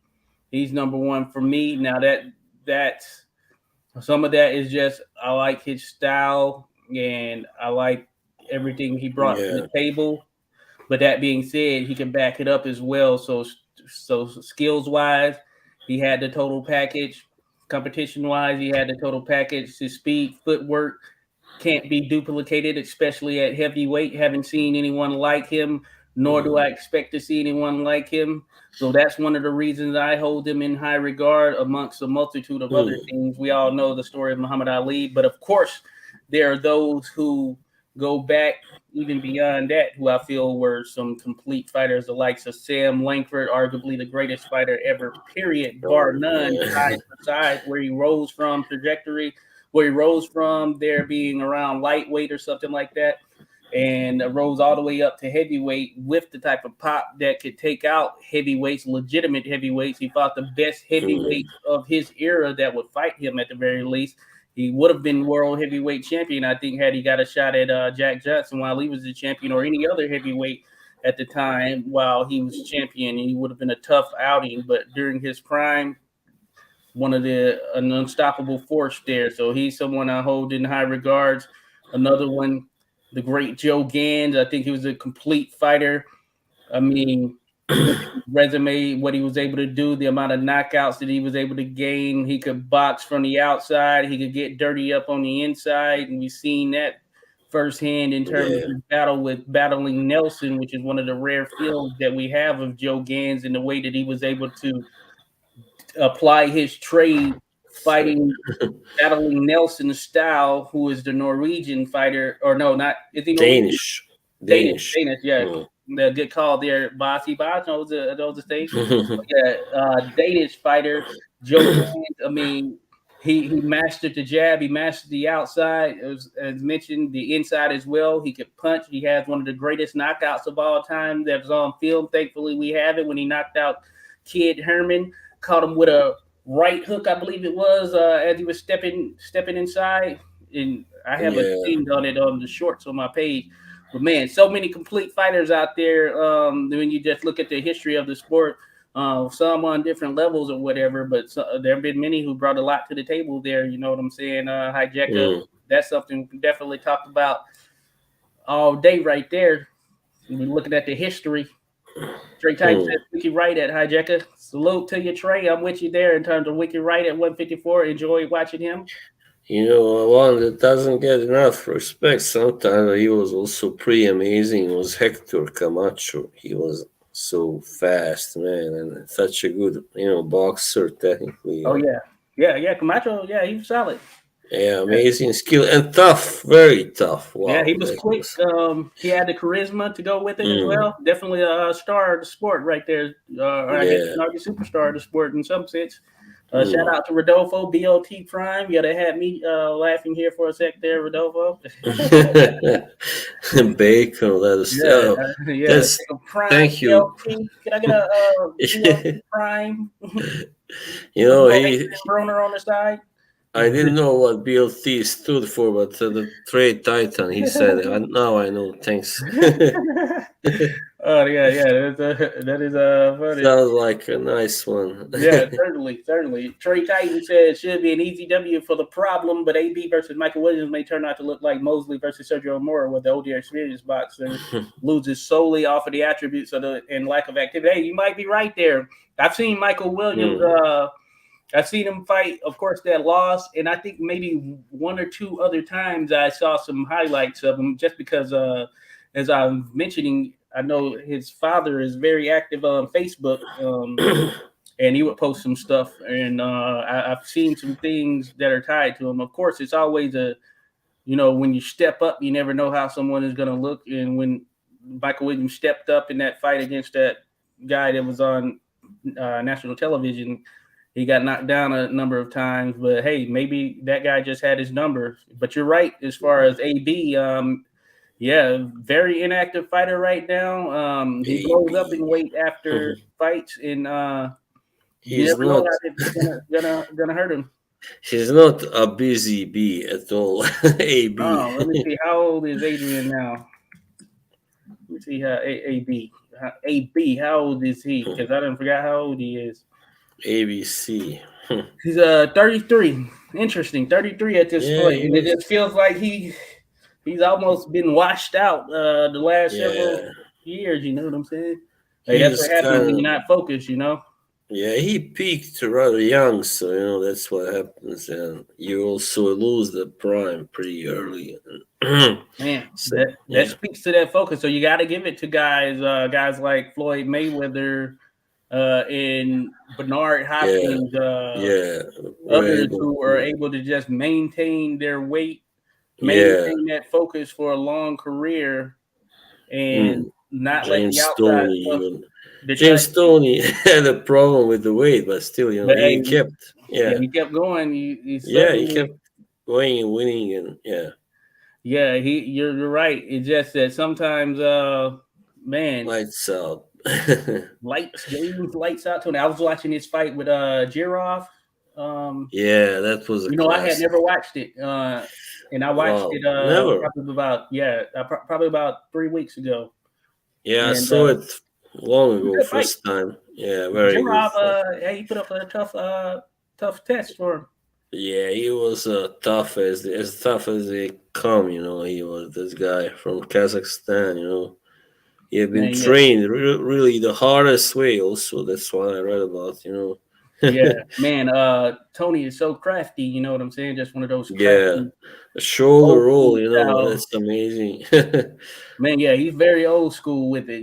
Just that stuff Yeah. that made those guys great back then. Hijeka says Oscar De La Hoya was a beast. I mean, his dad was a fighter, and he fought his mother, who He passed away didn't. the day before the He didn't Olympics. fight. He wanted to say he lost his mother, but Oh, okay, that's yeah, so gotcha. funny. Olympics happened, and he wanted to go medal in honor of her from her deathbed. Yeah, that is good stuff. No, I love Oscar De La Hoya as a fighter. Yeah. I mean, I watch a ton of his fights. I did this little top 5 fights on I think it was Random Acoustic Thoughts channel. We were going the top 5 greatest fights of all time, but we were just kind of basing it on the fights that we liked in some sense. Mm. A mix of that, but I had number 5 Oscar De La Hoya versus Felix Trinidad. That's a That's fight so I really funny. like. He Yeah, fought but his mother. Oscar De La Hoya versus Felix Trinidad. I mean, not Felix Trinidad. Sorry, Fernando Vargas. I had Oscar De La Yeah. Hoya versus Fernando Vargas. That's one of my favorite fights all time, right Mm. there. I feel like it was it was the perfect example of Batman versus, I guess, the Riddler, or a bad guy, Superman Yeah. versus whomever, a bad guy, whatever, good guy Joker. versus bad guy. Because I remember the Yeah. amount of disrespect that Fernando Vargas was Vargas. laying on Oscar De La Hoya, leading to that. Oh boy, he was really Yeah, laying it's it like into him. you are no real Mexican. I mean, all He was giving it to Mexicans him. want me to win. They don't want him. That had to And be a satisfying win for Oscar right there, and it was a yeah, great fight for, as far as I'm concerned. That's one of my favorites. that was really a great fight. Yeah, and Yeah, that was at 154, right? So, yeah, 2002. Yeah. yeah, So De La Hoya I is mean, certainly a good he one. was very sharp, Oscar. I mean, he didn't look like a guy who can really hit hard, but he could actually really hit hard. And yeah, Trey Titan. Yeah, you're right. Marvin Hagler, Hammer and Hank, best complete fighter, no doubt about it. No doubt about it. My yeah, one of my other favorite fighters. If I was doing a pound for pound ranking, I would mm, go number 1, Muhammad Ali. Number Muhammad, yeah, 2, Hammering Hank, Homicide Hank. And of Artur. course, it's all based on your own opinions and all that stuff. But you can't go Mm, wrong when you're up in those ranks with some of these guys. But Hammer and Hank, that's my guy right there. But yeah, complete fighter. I mean, he had his own just come forward, head mm, down, nonstop punching style. Then as a matter of fact, shout out to Scrapbook Boxing. He broke down his style on his channel. If you all don't follow, definitely go check out Scrapbook Boxing. He's in tune with mm, the history for sure, and he knows so much stuff. Yeah, I'm trying to learn stuff, but Scrapbook Boxing, he's been there, done that, talked with a lot of these fighters. I believe he actually has spoken with at points with Henry Armstrong. I know he talked to a lot of the old school boxers. He's there in New York, I believe, and man, he breaks down Hammer and Hank's style, and it kind of just tells you just how it came about and all that stuff. Yeah, that's Henry Armstrong, certainly mm. one of the I complete. also think I would picked Archie Moore. Also, he was Oh yeah, Archie Moore. amazing. It's crazy, Yeah, insane. Yeah, certainly complete fighter yeah, right there. Look at the amount of knockouts that he had. The way he was just able to apply his trade, the yeah. competition he fought. Man, Archie Moore, without a doubt, certainly. Mm. Man, he goes underrated. I feel when they're mentioning these light heavyweights and things of that nature. You know, Yeah, guys out there, man, you can't duplicate the career of one Archie Moore, one of the greatest all times for sure. and Uh, he also like unlike many other great light heavyweights, he did have some good wins at heavyweight also. So you oh know, yeah, certainly, certainly. And then Hijeka, I think that's that that's same the one. same Yeah, double LOL for me. posting. Then Trey Titan says, "Who's your pick? Felix Trinidad versus Wilfred Benitez." Interesting one right there. Interesting. Benitez, I would say. Yeah, yeah. I lean with Boz there. I think Benitez as well in terms of it came down to the fundamentals. Benitez, I Hmm, think, could outbox him. Now he would have to watch for his punch, but Felix yeah. Trinidad, as good as he was, and great puncher, all time puncher, I guess you can say. But he had those fights where, I mean, he could sit there and just be looking for that shot and not throw. And I Hmm, think Benitez had the potential to be able to be one of the ones who puts him in that situation where Trinidad is just essentially following him around because he's so good defensively. And I think Trinidad can find himself barely throwing punches, and while all the hmm. while Benitez probably just out punting him, out pot shotting him, hitting him, tapping him up from the outside, and Trinidad never lands anything of note. Yeah, either So way, he yeah, ducked and slipped those punches. I mean, he fought Hearns. You just have to look at that fight. oh yeah, Especially early on, he was really avoiding all of his punches. Was amazing. yeah. So yeah, So, that would be the thing that I think. So that's what Benitez would have to watch out for if he got caught with something big. But yeah, mm, Felix Trinidad would have to catch him with something big, and it's not a yeah, foregone conclusion for and sure. he did get knocked down. I think more than once against Hearns, but he did kind of have a good chin too. Oh And yeah, Hearns is a yeah, big puncher for sure, and that's yeah. one mentioned. Surely Hijeka, yeah, he did spend some time at 154. Some would argue he's the greatest 154 pounder. You know what I'm saying? So Mm. Hearns, uh, yeah, definitely. I would have him up there definitely as one of the greatest. He didn't stay so long there, but yeah, he yeah, was amazing, just amazing. yep, certainly, certainly, big time Force there, of nature. without a doubt. Hyphy, salute Hyphy. Good Hey to see you man, all. Great to have you in, buddy. Here, Hyphy. Good seeing you. Of course, I know you came through last week. yeah, Boz thanks for last time. Salute to your hyphy. Yeah, we were just talking some of the latest stuff. Then we jumped into a little bit of boxing history. It stretches out. We now hit that 2 hour mark, which means Yeah, time to wind it down. been a while since. I didn't think it would go this long, but hey, we had some great discussions. Well, And thanks to you guys. You've been oh great, yeah, really. Thank you. yeah, definitely. Another fantasy matchup I've been thinking of from Trade to Titan is Tank versus Aaron Pryor at Oh 140. yeah. Well, Tank hasn't really done much at 140. So I would have to go with the Hawk, Aaron Pryor, just based on what he was able to do.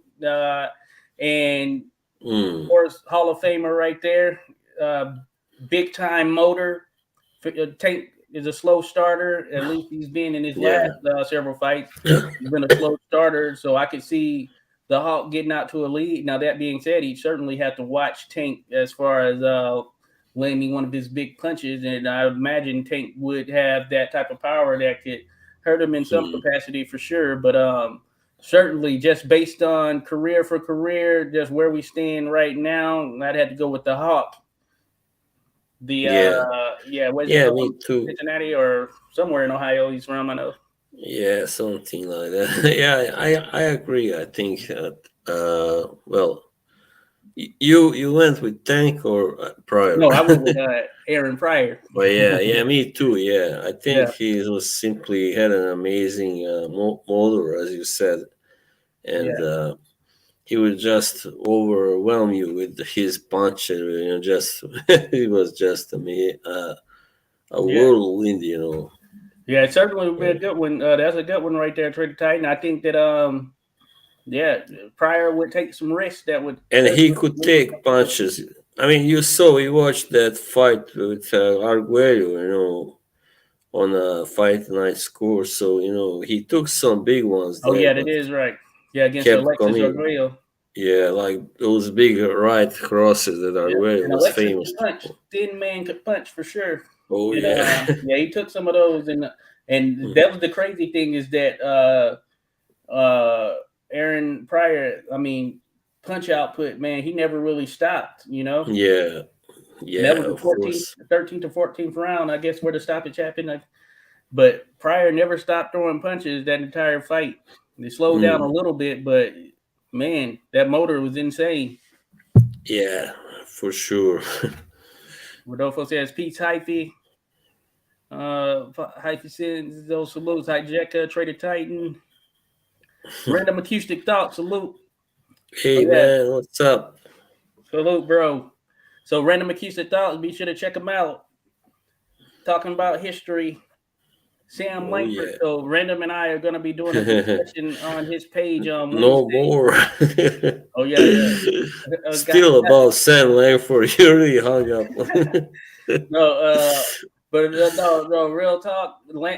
Random and I on his page on Wednesday on his channel, we're gonna talk some. We're gonna talk some Sam Langford versus Jack Johnson. Oh We yeah. intend to, What unless would have anything happened? postponed it. Yeah. We're gonna talk Sam Langford versus Jack Johnson. I actually did a poll on my page in terms of who would win prime for prime if they were fighting at heavyweight. And of course, Jack Johnson and Sam Langford fought. Sam Langford weighed like around 150 something pounds or somewhere in that neighborhood, Ridiculous, Sam. and he made it close from all indications. That being said, that trajectory was close, like a full fledged heavyweight. Sam Yeah, Langford, who still wasn't the largest of guys, but man, you're so skilled and his power back, and he had some long arms and yeah. all that stuff, stout chest, but it was very close. A lot of people favored Jack Johnson. I had to look up what it ultimately ended up being, but a lot of people actually favored Jack Johnson in that particular poll. As a matter of fact, I'm gonna let me see here. Community, just real quick there. I know you got to go there, Boz. We're gonna get you up out of here soon, but for No, 129 votes, 49% for Jack Johnson, 51% for Sam Langford. So it was fairly close as far as what people were thinking interesting. Yeah. if they fought at heavyweight, both in their prime. Assuming Yeah. Sam Langford was at his premier weight there at heavyweight, say he was like probably more so in that 170 something range, and Jack Johnson Mm. would likely be in a 185 to 190 range, even though No, he's those bigger than that though. But those fantasy matches, with guys who fought in the same era, that of course makes sense. But all those like who had won between I don't know, like Mike Tyson and Jack Dempsey. Like, come on, oh yeah, what? yeah, right. You So cannot compare those two. yeah, Those are definitely different. It's tough. Yeah, yeah. conditions don't quite sync up. You know what I'm saying? Yeah, I mean, yeah, it's fun to do that, but I mean, Jack Dempsey fought at a time when there was, if you look at those fights, they were significantly slower. They, used kind of different stance, way of fighting, and now in Mike's time, it was just, totally on a higher level, simply athletically, always, Yeah, so different conditions for sure. yeah. Certainly good one. Yeah, I try to do some matchups that whenever I post a little thing that seem more realistic in terms of the eras aren't too far off, or stylistically there's a clear delineation between the two that you can make a pretty solid judgment from, of course.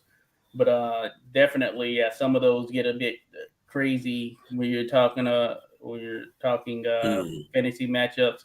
Hypey says, "I love yeah. fantasy fight breakdown." Yeah, Or I'm with you, Hypey. Those are always cool to discuss, without a or doubt. even what's his name, Fitzsimmons, Bob. Yeah, when Yeah, you bring up the guy who fought in the 19th century or against somebody today, come yeah. on, you Fitzsimmons can't. was my guy. Yeah, big time puncher, but certainly, he was able to first three division champ right there, middleweight, light heavyweight, Mm. and heavyweight. But certainly him at heavyweight against some of the guys that would have come later down the line would have been very different. He wasn't a huge guy, of course. He was more slight, and he probably would better yeah, served more in that middleweight range. Now, yeah. I certainly when you mean, match him up against some heavyweights, yeah, it doesn't quite go one for one.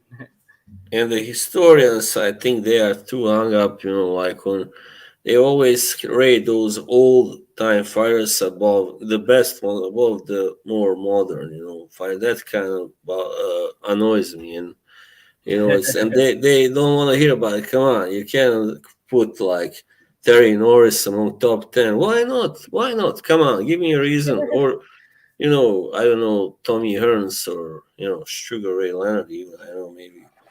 Yeah, I think you have to weigh the odds based on certain criteria, and of course Yeah, it gets very dicey when you compare eras that are so far off and in yeah. between each other. Of course, I'm a fan of the history. I favor the history of the sport, but of course, Mm, I'm a big time fan of the modern stuff. That's what I'm watching. I'm living in these times here, so there's mm, a respect and understanding there.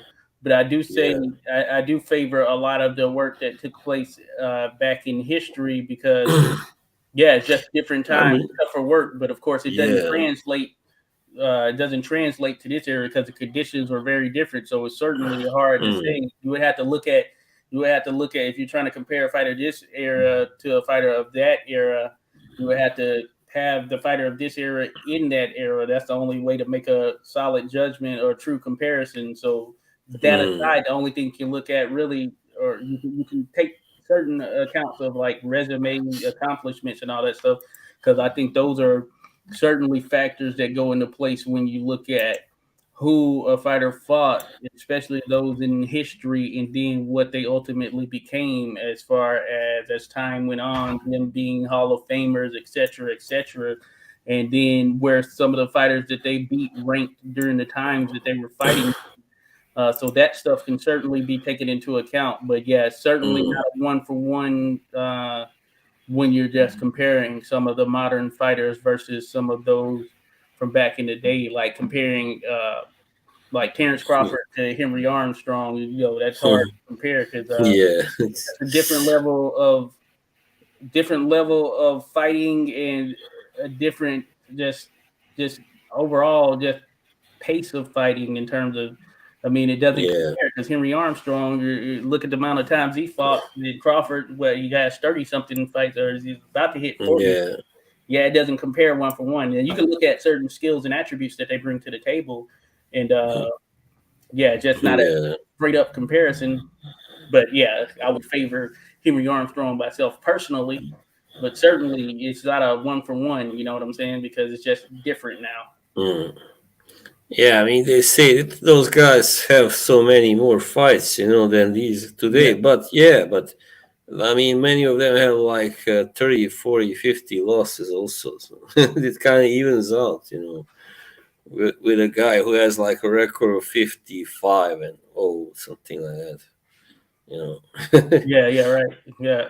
So Trey the Titan says era versus era argument would Andre Ward dominate Bivol in his prime at light heavyweight. That's an interesting one for sure.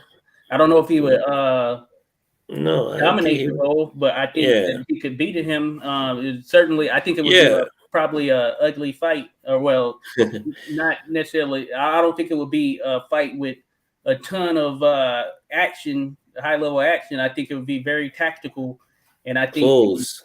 the Yeah. inside game would certainly the inside clinches would favor Andre Ward, but Bivol I think would hold his own for sure. Now, um, of course, Andre Ward started at 168 pounds and then ultimately moved to light heavyweight. Bivol has been a light heavyweight, if I'm not mistaken, since the inception of his career in the Hmm. pro ranks.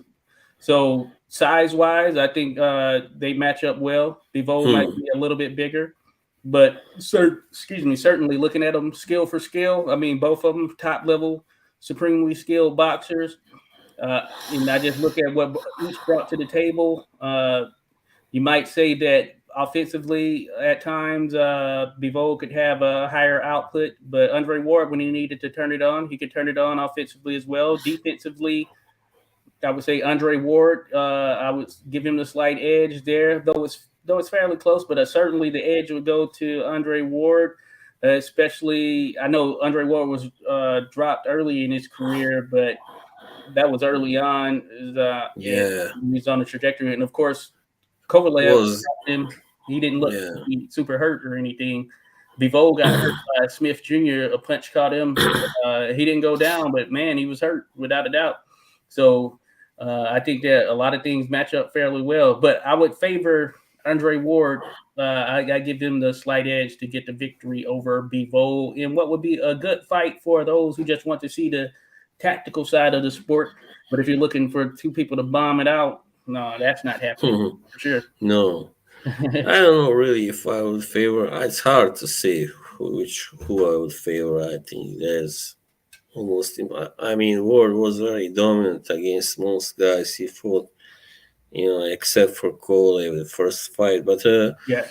yeah, we will also has shown, especially recently, when he beat Canelo. Really, I mean, almost by a shutout. That he is a really talented guy. So it would have been very close. I think simply close fight. Yeah, certainly. It Mm, would have been close. Yeah, I don't think it would have been a blowout, but no way. yeah, I see it going the distance if it were to Mm, happen. Hey, that may have been able to be made at some point. Of course, Ward would have been older if he yeah, hadn't retired, so I that don't could think change he the would dynamics want. slightly. Yeah. I don't think he would want that fight now, too big a chance to lose that zero. Even though some you might argue that he already lost it unofficially to Kovalev, so Oh yeah, well, I mean, that fight was yeah. But yeah, I know some don't see it that way because it was a close fight. But yeah, I yeah, scored in favor of Andre Ward, well, yeah, you did. Huh. All right. but you're Now biased though, by so we you are don't count. we are true now. All No, right. I'm just no, I'm just playing. But no, I Yeah, did score in favor of Andre Ward, but it was very close. I'm Definitely. not. I don't really like Cole, as a person, but as a fighter, yeah, of course, you gotta No, he like had a him. pretty solid run there, you know. He was Yeah, doing his thing for sure. He was doing his thing. yeah. I think that fight should have been in Russia, simply. Too Yeah, much. certainly. Yeah, Yeah, Kovalev's downfall was like, see, he just went down. I mean, it's crazy. that was weird. Weird Yeah, ending. The second fight was, you had Paulie Malignaggi said the same. Well, that ending. What the hell was wrong with that ending? I don't get that. Something like that. yeah, Yeah. But yeah, yeah, I mean, it's a big thing, You haven't had so many boxers from Eastern Europe, where I hail from, who have done really yeah. well at the world stage in boxing. So you had the Klitschko's, before that, or Vladimir anyway. Oh, yeah, So yeah. that was pretty much. I mean, the other guys. Who do you have? Some have won world titles, but not really dominated. So Kovalev Yeah, was, very important. I can see it for yeah. I think we Russians. had to go back in history. And there have been points where there are great fighters who Yeah, but were now part you of have certain eras. you have Usyk and Loma. Well, Loma is already maybe at the end of his career, but he has already Yeah, achieved a lot. So. yeah. Usyk might not be too far from the end himself, actually. Yeah, he's already like He's 36. 36, all right. Yeah, he's amazing. I mean, Yeah, but he's still on top of his game for sure. yeah. Probably more so than Loma Hmm. at this point. Yeah, Who's Loma, being away so long in a place where there's a war, it really takes away from your, oh yeah, from, that yeah. certainly factors in because that can certainly that's a lot to deal with for sure. Hmm. And then try to maintain and resume the career. Uh, Yeah. Trade the Titan says, I understand your point completely, but sometimes the old school fighters are really something special. Yeah, I'm with you without a doubt. Trade Yeah, but Titan, with you without a doubt. Then Trade Titan says, for example, Ezra Charles versus Roy Jones would be a toss up. Yeah, interesting for sure. Roy As Jones. a Yeah. I love as a Charles. I think he doesn't get enough credit. Yeah, yeah, Simply. very underrated fighter. Yeah, Yeah. it would be interesting for sure because Desert Charles, he started around middleweight and was able to rise up. He couldn't get a title Mm, shot at middleweight or like heavyweight, I believe, or he yeah. ended up winning a heavyweight title, He world was heavyweight title. a small heavyweight physically. If you compare him, I know I've seen Yeah, that photo, the tail of the tape when he was gonna fight Jersey Joe Walcott. oh yeah, They were the same height, but Joe Walcott was so much bigger physically. And so yeah, that's yeah. that's Roy because would as make a it interesting for sure. It would depend on where they fought at. mm, Roy would make it interesting. Certainly at 168, there was no 168 when Ezra Charles yeah, fought. As a matter of fact, I think if they fought at 168, Roy would make it interesting.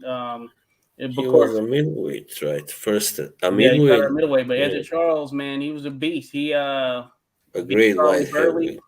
Yeah, He beat Charlie Burley, Archie Moore. If I'm not Archie mistaken, he beat Moore. Archie Moore. They beat a number of Yeah, those guys from Black Murderers Row. So I think that Joe Louis. yeah, Joe Louis.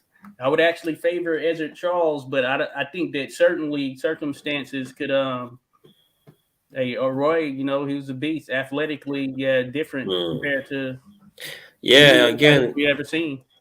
again, we go back to what I've been talking about. The athleticism level was not the same. Still, I mean, Roy Jones is as you said, a He's a beast, and prime example of that from the yeah, athletic standpoint, for sure. yeah, he's like a track athlete, in comparison to guys. I mean, anybody from that time where Ezra Charles fought, So yeah.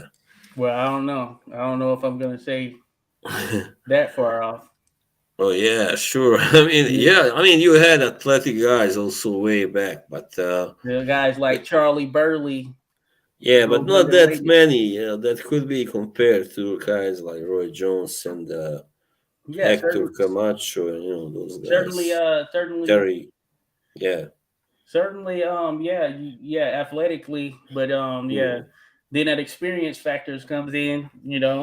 While those mm, guys are experienced, I mean, those guys back then had a lot of experience too, so it will be interesting for sure. yeah. It'll be interesting. Who I rate higher, of course.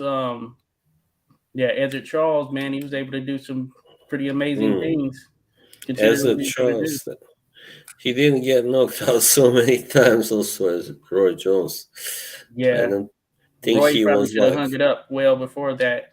Yeah, I know that Walcott knocked him out, but that was once, and then maybe at the end of his Rocky Marciano, Yeah, but that was like 13 he rounds. split Rocky Marciano's nose. Yeah, he did well, but then he was just same as Walcott, just boom, knocked out late. But yeah, I think that speaks volumes. I think that had Ezra Charles got an opportunity at the world middleweight title and the world light heavyweight title, I think he could have won for sure. Mm. You know what Oh I'm saying? yeah, yeah. I think he was probably. I mean, today he would have been like a light heavyweight or cruiserweight at most. So. Yeah, certainly many Mm. would have fallen into those categories for sure. Yeah, so he Uh, would have really like dominated the cruiserweights, especially. certainly, certainly. Then Trader Titan says Lennox greatest out of the UK. Certainly the greatest heavyweight. Heavyweight, yeah. I wouldn't say Certainly the the greatest greatest heavyweight. out of UK, but yeah. I mean, of course, you had plenty of guys from UK who would say that he was but I mean, you Yeah, had guys like Ted Lewis, and Ted Lewis. Yeah, you're right. uh, I Freddie mean, Welch. yeah, Freddie Welsh and My Jimmy favorite, of course, Wild, is Jimmy Wild. yeah, I mean, and that dude right there. I mean, Benny he's there. Lynch. Yeah, those Benny Lynch, guys. you're right. You had so Mm. many great fighters out of the UK over the years that have been John excellent. Conti. John Conti was really great, good, but I haven't seen a lot of them. I've seen some highlights and stuff, but yeah, he yeah, seemed to have a mm, pretty solid package overall. What he brought to the yeah, table. yeah. But yeah, I do think Lennox would be the number one heavyweight out of the UK. Oh Without yeah, a doubt. no doubt. You can't say, "Oh no," about Fitzsimmons. I mean, he had Oh yeah, one really great victory. I think at heavyweight anyway. yeah, Fitzsimmons. yeah, yeah. Right. Yeah, Mm, not enough body of work no way, there for man. sure. Yeah. And yeah, just different time for sure. Just imagine if those two ever fought. Come on, what a big Yeah, I difference. think I Bob mean, would get knocked out, but one round. not from a lack of trying, because he was certainly Yeah, he was a fearless fighter. But yeah, I think the size would be too much of a factor because it was a factor against James Jeffries, who he was outboxing, outclassing both times he yeah, fought him, but he a ended up losing beast. regardless. Yeah, Jeffries was a beast, like a We're gonna bear. turn some of these conversations into YouTube shorts. You know, we love talking the history, Yeah, baby. cool. All right, and then I know we got to run here. Mm. We'll answer these last These little couple. headphones are really wearing out my ears. Oh, we're almost done here, Boz. Trey Titan said, "Do you think the cruiserweight division will ever get more recognition in the upcoming years?" We talk about this all the time, Trey Titan. The fact that it is slept on, and I think as Mm. good a time as any would have been the last few years, where we had some great matchups that have come out of the cruiserweight division. We had the World Yeah. Boxing Super Series, and people still didn't seem to fully latch on. I think that more of the Western world needs to put more emphasis into it. But that being said, Hmm. they haven't really had any cruiserweight that has been able to be one of the best in the divisions. If you really look at it across the board, probably Steve Cunningham and Andrew Tabiti is like the latest. But outside of that, I think that's a hindrance for the cruiserweight division. But I do think talent wise, they have a decent amount there, and they have had a decent amount of talent for the last several years.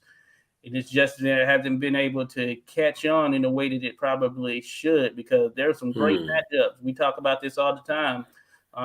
We got Richard Riakporhe, him, Lawrence Okoli potentially matching up, Opataya potentially matching up with one of those two. Marius Hmm. Breedis still out there. You know what I'm saying? And Gulamirian, Arsen Gulamirian. Arsen Hmm. Ramirian. But yeah, Boz and I are definitely big fans of the cruiserweight division. We Oh think it should yeah, get more shine. it's shaping up definitely, and I mean, before it was all about Usyk, and Yeah. but now he's gone, fortunately for that division, and there's a Mhm. lot more competition, and yeah, a lot more excitement now. Yeah, but those World Boxing Super Series cruiserweight tournaments were both great both times, Mm, and you had the best cruiserweights in the world fighting each other. So, man, yeah, and some of yeah. these networks here in the U.S. maybe none of them actually picked up any of them, which is crazy. Yeah, Shame I on their really, part. I really hope that Jay Opetaya, because he looks like somebody who Oh yeah, can be exciting to watch and follow. I hope he, recovered. continues on this path, and doesn't kind of fall back. Yeah, he's recovering from that broken jaw. I don't know how far he Yeah, is in the trajectory now, but I'd imagine, of course. strong guy, just a good overall fighter, all around fighter, I would say. Yeah. Yeah, he is. So it makes for some interesting fights. Trey the Tight Mm. said Junior Witter, greatest welterweight out of the UK. Yeah, I'm joking. Yeah, old Junior Witter. Yeah, I remember him. Tim Bratton The won his quitter. title off of him. Yeah, Ashley. You might have said also Ashley Oh yeah, Theophane. Ashley Theophane, beast right there, baby, beast. Yeah, he Adrian went the Broner got a win over distance. him. He went the distance against Zab Judah when Judah was really, knocking out everybody. So kudos for that. Hey, gotta give it to him. Gotta give it to Yeah, Ashley. Holding it down, representing, baby. But yeah, yeah, cool. Hey, this has been great. Trey Tight, man. Appreciate you coming in. Hey, we're gonna be back here yeah. next week. Feel free to drop by, buddy. We're gonna be having some more discussions. We'll see Mm. what the action is for the next week. And then of course we'll talk history, fantasy matchups, all that good stuff. So we're down for it. Appreciate everyone dropping in. As a matter of fact, Hyphy Rodolfo, Trey Titan, let's go. Kajeka, Fight Night Scores, Big Fish Vega, Alan. Yes, salute to you, Alan. Appreciate you dropping by, buddy. Great questions, great discussion. This was a good one for sure. Mm. My mom, then Lone 99, who started us out. Man, let's get this party started. But hey, we did. and we're done. So appreciate your Mm. buy. So we're gonna pick this thing back up. Salute to you. Thanks, man. See ya.